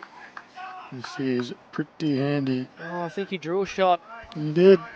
No, that's all right. That's all right for 2. He did draw it, Sammy.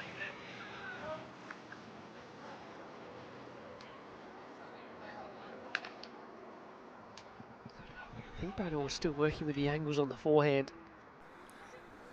Which the easier of the 2 options. Michael Sims getting some congrats from his teammates a couple of rinks over. He's having a real battle against his fellow Tasmanian. Alrighty, Rob McMullen. What's he doing? He's getting very close. What's he doing? He's getting very close. Doesn't want the gap. No, Nope. Didn't get the gap. Got Didn't enough get of the gap, chippies no for gap, a 1. little edge. Sits on the Jacob Nelson bowl. 1 to the Essendonians.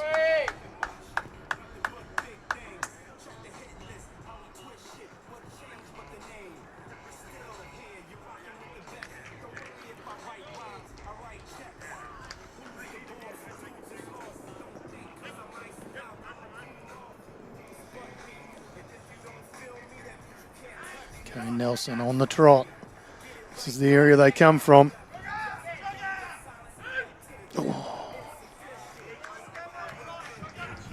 What an effort, what an effort. What does Brad Orr do? Does he come down in the same bowl as his last? Slightly locks in that bowl, can still go. He's got to get out of the right angle now. Sento and Bradwell gets first crack at it. Holding 1. Can almost play something similar to his last. He looks to work with back down to the jack.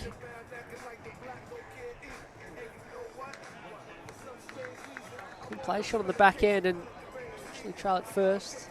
He's had 1 look at the forehand, he might go with that again.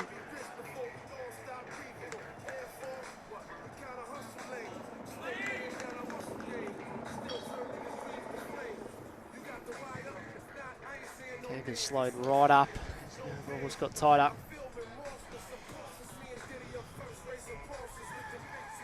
Brett Orr just looking to see what Jared Davies does.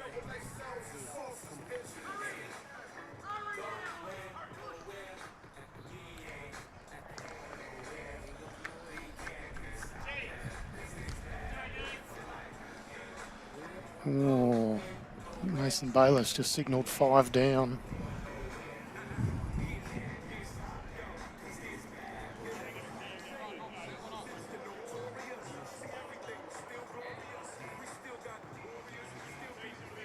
I wonder if popping the jack made that worse than what it was. Couple rings across. If you're right, Tone. That is big in the context of this match. Brad Holland still with one left after all the hard work they've done. He doesn't really have any other option than drawing for 2 and back from there. Speed was not bad, but line just a touch off. So currently holding 1. Kane Nelson with 1 to come. Top of your shot, you can see the Brad Holland bowl coming in, which won't change anything. Jared Davies with his last bowl, walking to the mat 5 down. Yeah, so he's still got one to fix up. Doesn't look like a good shot either. No, there's holes everywhere, isn't there? Yep. Shot bowls are in front of the jack as well. Yep. Back to Kane Nelson here. He's going to need a little bit of help. Doesn't really want to flick this one in for another. Nope. No change. No change. That'll be 1 to the Essendon. All eyes on Rink 4 though, isn't it, Tone? That's It the game on the certainly line, is. just about. It certainly is. Jared Davies just with a foot on the mat now. 4 shots the difference overall. About to start our last end on the stream rink. He's let it go. And here's the Jared Davies. Lovely camera work from Josh. I don't think he Switched sent over it, to Tone. it. I don't think he sent it. Yeah, you are correct, Sammy. That is a big handful. And the Valley boys turn a 4-shot margin into a 9-shot margin. With just 6 ends to play.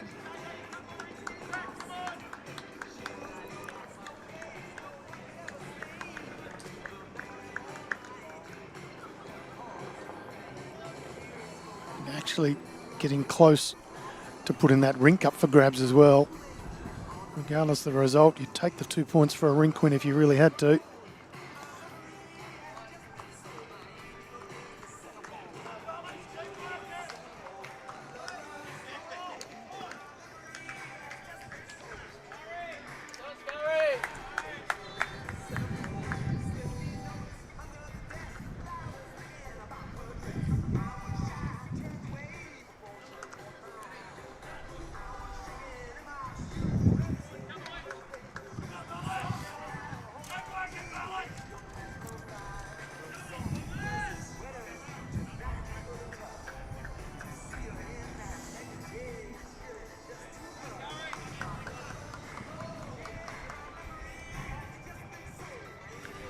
Matty Flappers picked up another single over on the far rink. They're 19 ends through over there. It's a lead 14-8 to Nathan Lynch, which means the overall board gives us a 7-shot margin to Mooney Valley so far.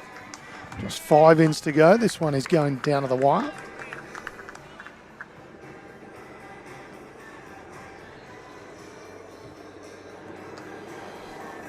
Police helicopter just hovering above, getting a little look in on the action. Good vantage point. Very nice.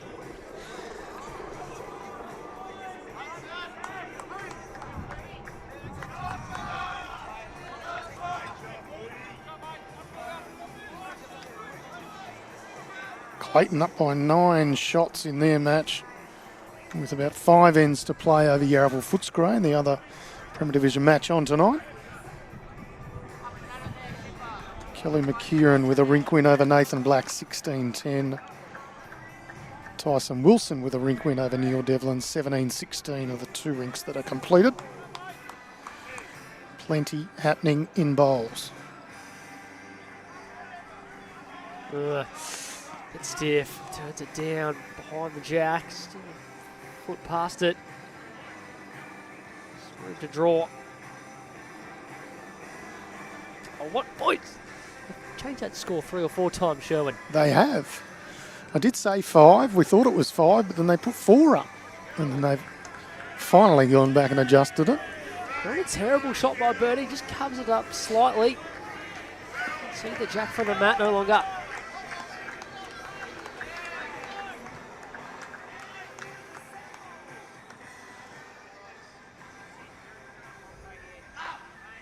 Good shot, good shot. Still 1, still probably 2 down.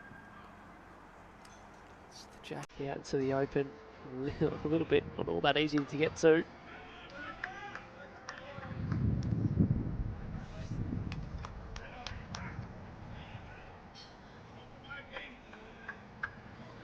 Eight up, 5 to play. Valley play away against Clayton next Friday night. Essendon host Yarraville Footscray.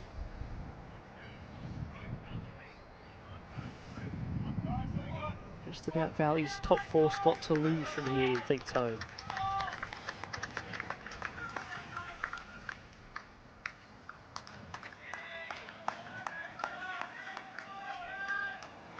Depends what happens over these next 5 ends, Sammy.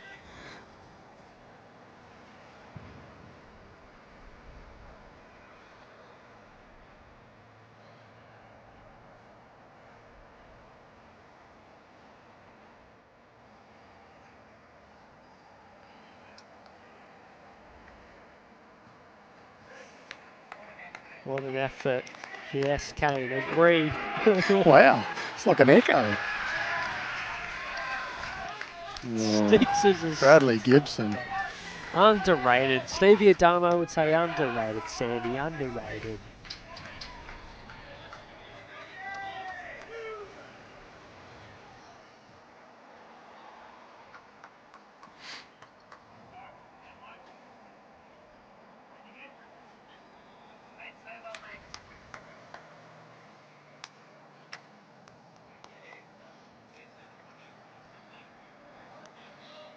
Barring a Kildare, that's the last bowl for Jacob Nelson for this evening.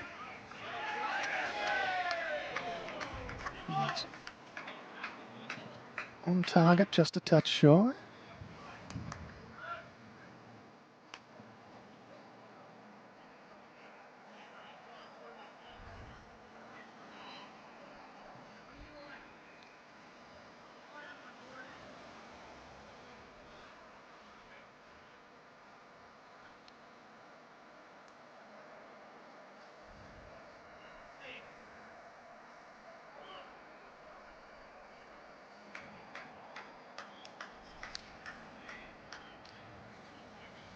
Rob McMullen does a lot of running.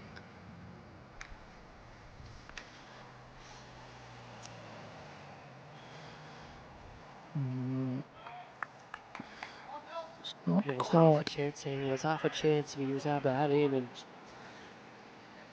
came under a bit more pressure just to make sure they close this one out.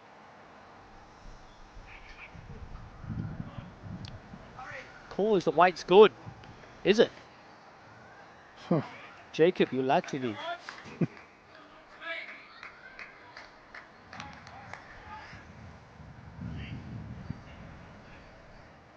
See if they could snag a soft 3 or 4.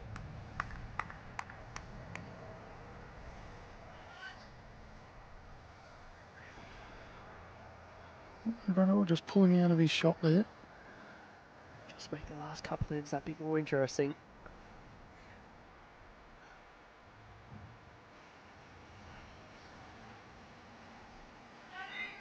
No, sends it away. Knew he'd cut that one straight out of the hand, just didn't quite come out right. Two chances gone missing. Bump Takes out it the hand. Still, he's been very good tonight, Brad. His first probably dozen or so ends were incredible.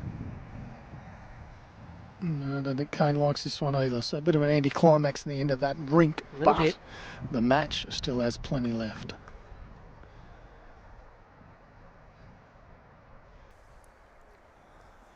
We'll wait for Jacob Nelson.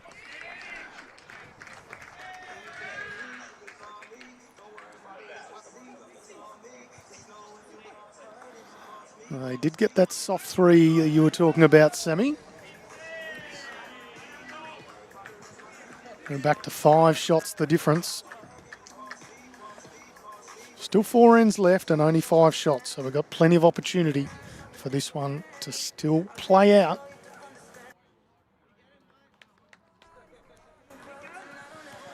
It's all down to the 2 ends, 2 rinks rather, furthest from where we are. So we'll try and get you some angles of these from where we are. Obviously, they're just starting their last ends now, so... Did you touch on what happened in the far rink? Because I was distracted. No, I didn't, sorry. I was going for the rink we were streaming. When you Stixie drew the shot and they end up winning that end and picking up a 1. Well, you can only score 1s on that rink. It's not possible to do anything else. So 6 shots is the margin. And then the rink, the other rink, Alex Skilton is, well, almost inside the jack, the way I see it from where we're sitting.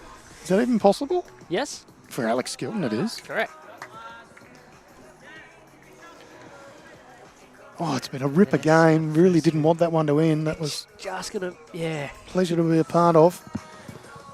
Those big finishes, they don't happen all that often, Tone. No. Don't think Mooney Valley or mine, though. So for those who just joined us, we've just finished on our streamed rink. It was a victory to Essendon, 26-15. There are still 2 rinks over the far side of the green that are still going. The upshot of it all is Mooney Valley are up by 6 shots with 3 ends to play. One of those ends not far off being completed. Who's this? That's Spud, Swazoo. Steve Adamo. It's a pretty good bowl too, so Yeah. we're just working on getting the other camera into position, and you'll be able to see what's going on over the other side of the green. Yeah, so that's the head closest to us. You can't quite see the jack, the yellow and green XG with a little bit of chalk on top of it, directly next to the 4. In between the 2 maroon bowls, Is where the jack that's is. where the shot is. That's on to Mooney Valley. Jared Davies making his way back to the mats with still 2 to play. Here we go. Yeah, that 5 on the last end on this rink. Pretty much the difference.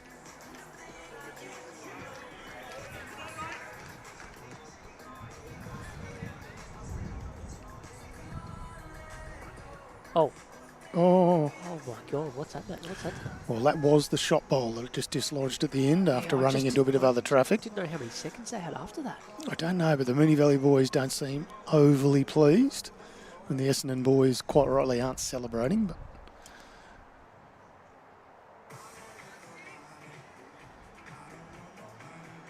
Love an indication because hard to see. The stickers so far away. Don't. it is a long way away. Keep an eye on the game.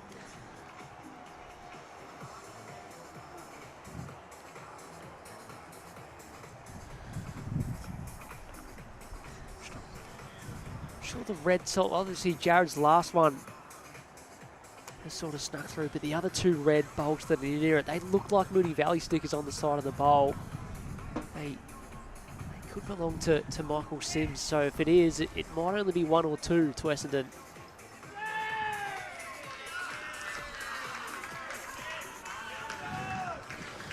Cheers in the background are for Bradley Gibson for Mooney Valley. That was Sticks. And they know as Sticks, as you say, Sammy.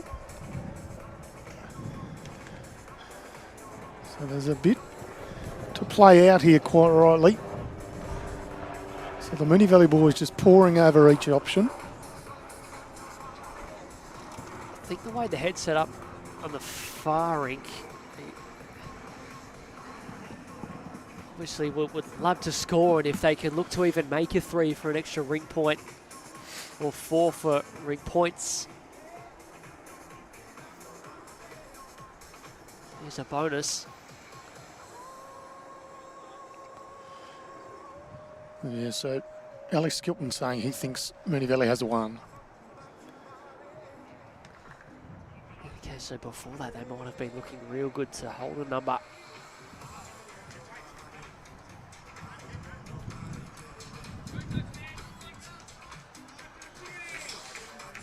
Crowd just a bit of a state of flux now.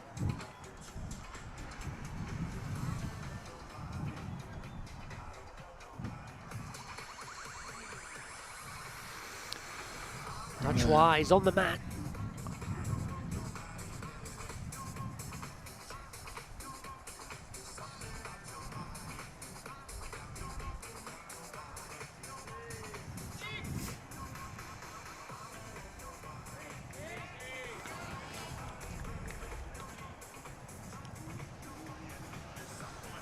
Looked like the track was unbelievable. Jared Davies. It's the last bowl on the 20th end. He's looking at a bunch of different angles. Always looking at angles, son. Always looking at angles. This is true.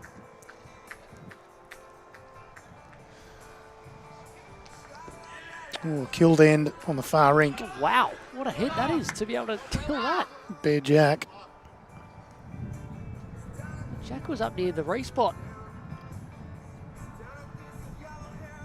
What if we travelled further than that? Rayla Willoughby slices it straight out of bounds. Will we see something similar from Jared Davies? Oh, he's sucking in the big deep breaths at the moment. Just try and do whatever you can to score. He's looking over at the big board.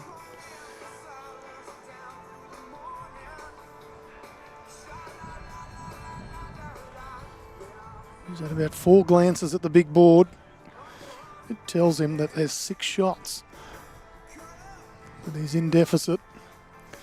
And Flapper comes out just to talk through the options.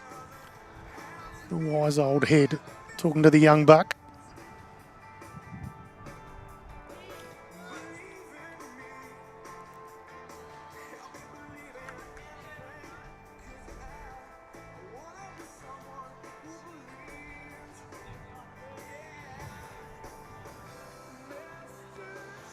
All right, Jared Davies now making his way back down to the mat.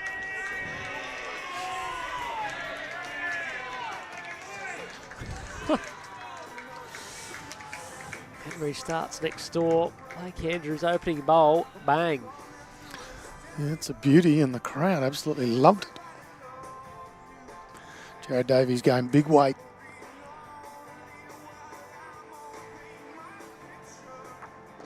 Well, there's contact on a few bowls, but none that look that close to the shot bowl. We are on a side-on angle. So. They've peeled the one out, putting the tape on from here.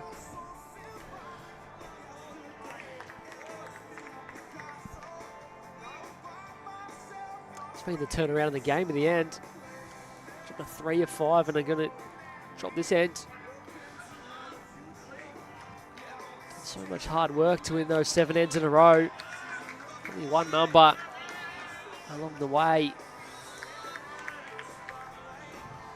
7 down, 2 to play. Ryan Bevis, his 39th birthday during the week. No, I saw it was his birthday on Facebook. He didn't say what age. Well, yeah, it must be close.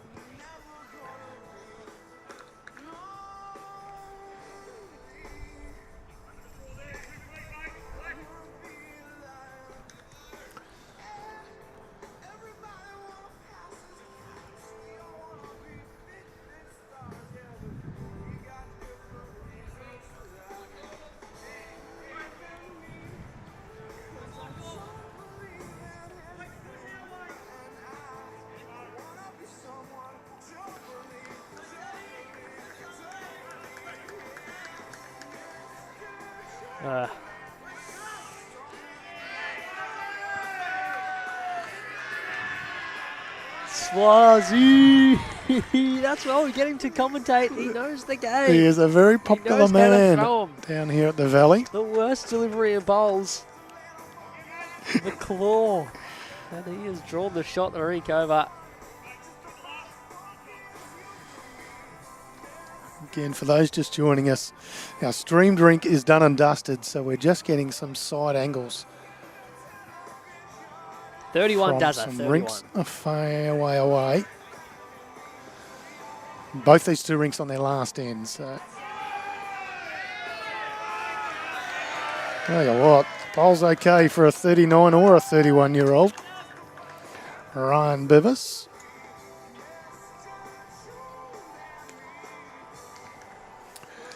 Seven shots the difference. It's going to take a big effort. Yeah, the firing the just played their Essendon team. last end.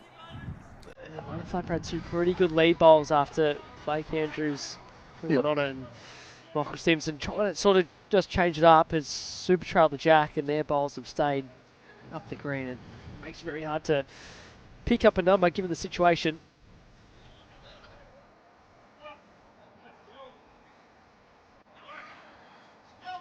Oh, Alex!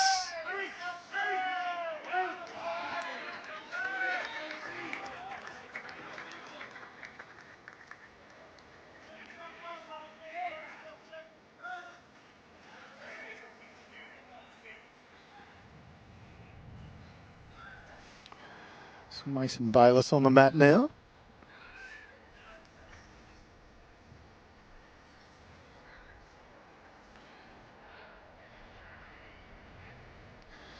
Not quite having the trip. Looks like Brad Willoughby's lining up to kill again. It's on the far rink. And he's done it. He's got the jack over the green. Again. Onto the back green. It's going to get in the pit. Get it. It is. It is in the back pit Go. of the second green. Quite comfortably. Unbelievable. What Two speed bare jacks killed. I haven't seen the speed he's hit that at. That's unbelievable. Didn't All look the to be way going that through. far. He's just flushed it. The back green must be quick. Yeah. There you go. Well, it's all happening here at Mooney Valley. Thank you very much to Fuchs, been the sponsor of Mooney Valley for quite some time. Yes. Lubricants, technology and people. It's what Fuchs do. Looking after the Mooney Valley Bowls Club very, very well.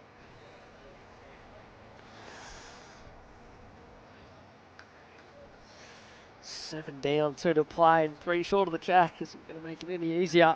New James Whitehead is in the comments. Jimmy. Sam Rogers dishing out delivery banter like he plays pure silk. I still think you have to have played the game in the last 12 months to comment this. She'll be able to filter them out. A lot of rubbish that comes through sometimes, Careful. so that's up there. He will give you a rinsing. I know. Pretty sure he's got half typed out and I'd still beat you. I give him a timeout. Yeah. All right. Michael J. Sims on the mat.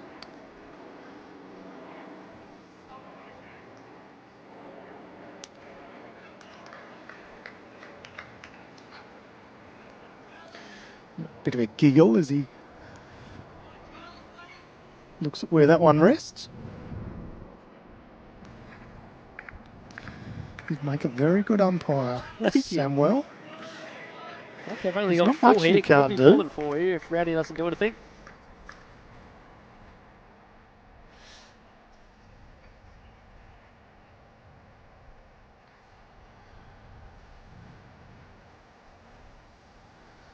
Oh, Rowdy's just fallen into that little short trap as well.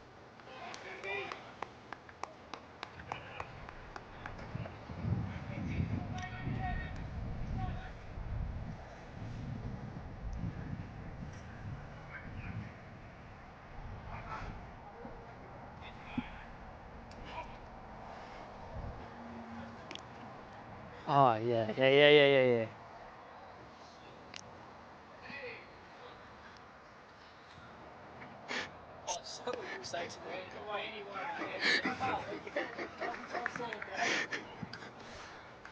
Good to have Justin Short down here making a guest appearance tonight. Name change to Steve Shannon. He's a Don't believe star, it. Stevie Shedden. Game was over 45 minutes ago and still finding a way.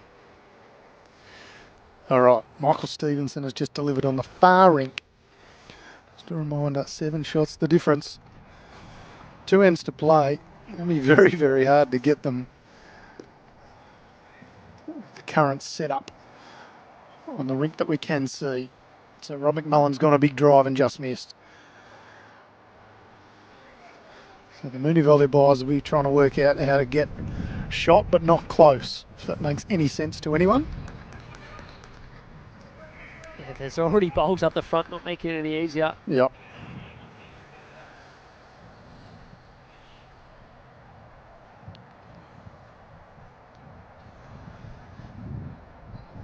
You've seen Brad Willoughby over on rink 5 rather. Killed 2 ends in a row.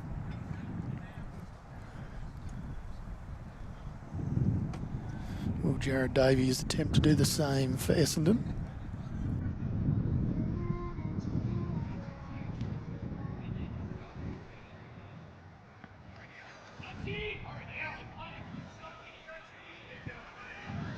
Yeah, that's really well played, Brad Holland.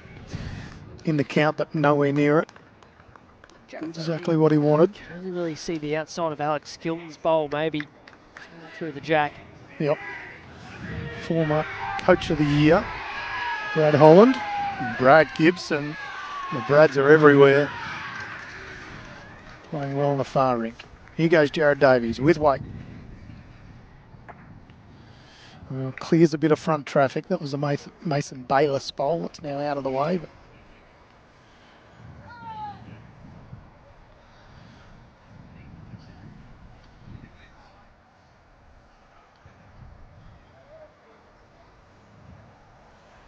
Brad Willoughby on the far rink, lining up with big weight as well. So he's killed 2 already. No such luck that time.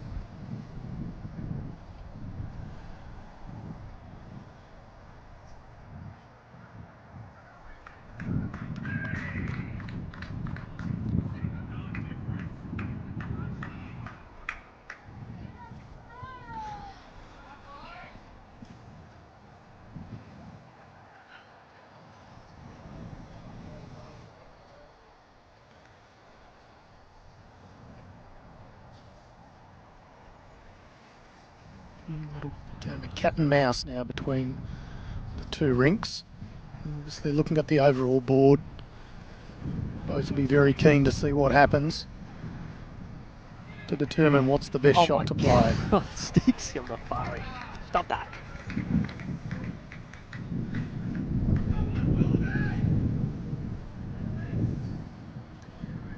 Yeah, looking up something halfway up the green, can't really make it any better unless they try and play a shot first and turn Alex through the jack and try and move it to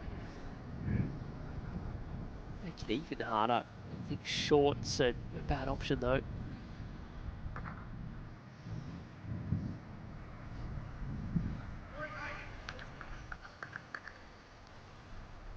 Good news for Essendon. So even though Brad Willoughby's just not been able to get the kill the 3rd time in a row, they've still got Matt Flapper to come. Reasonable drive on it.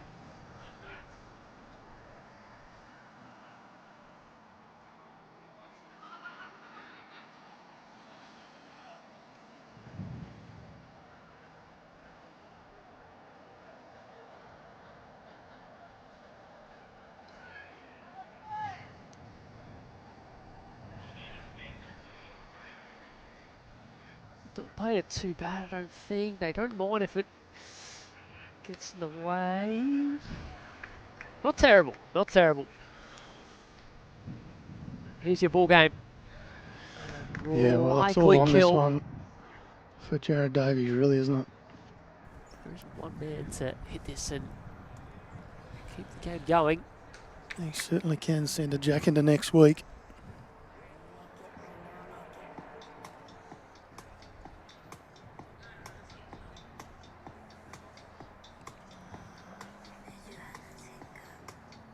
He's got it away smooth. Oh, there's balls going everywhere, but done in the right direction for the Essendon faithful. We'll wait and see what the final result is.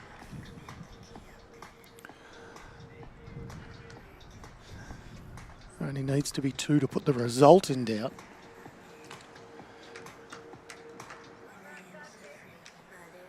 And a cheeky Rink win after all of that as well, eh? Yeah, I think Matt 3 in the Flapper end. has just found out that it was 3 on the rink next door. Therefore, he's really only going for pride. No use trying to kill the end when they're that far behind. Of course, he does trail a jack, as only that man can do. So 19-18, Brad Holland gets the rink win.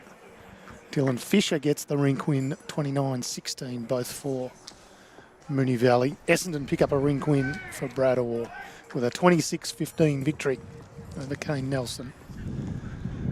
In the last couple of bowls, in fact, Matt Flapper deciding not to play the last one. They've already got a couple of shots on the far rink.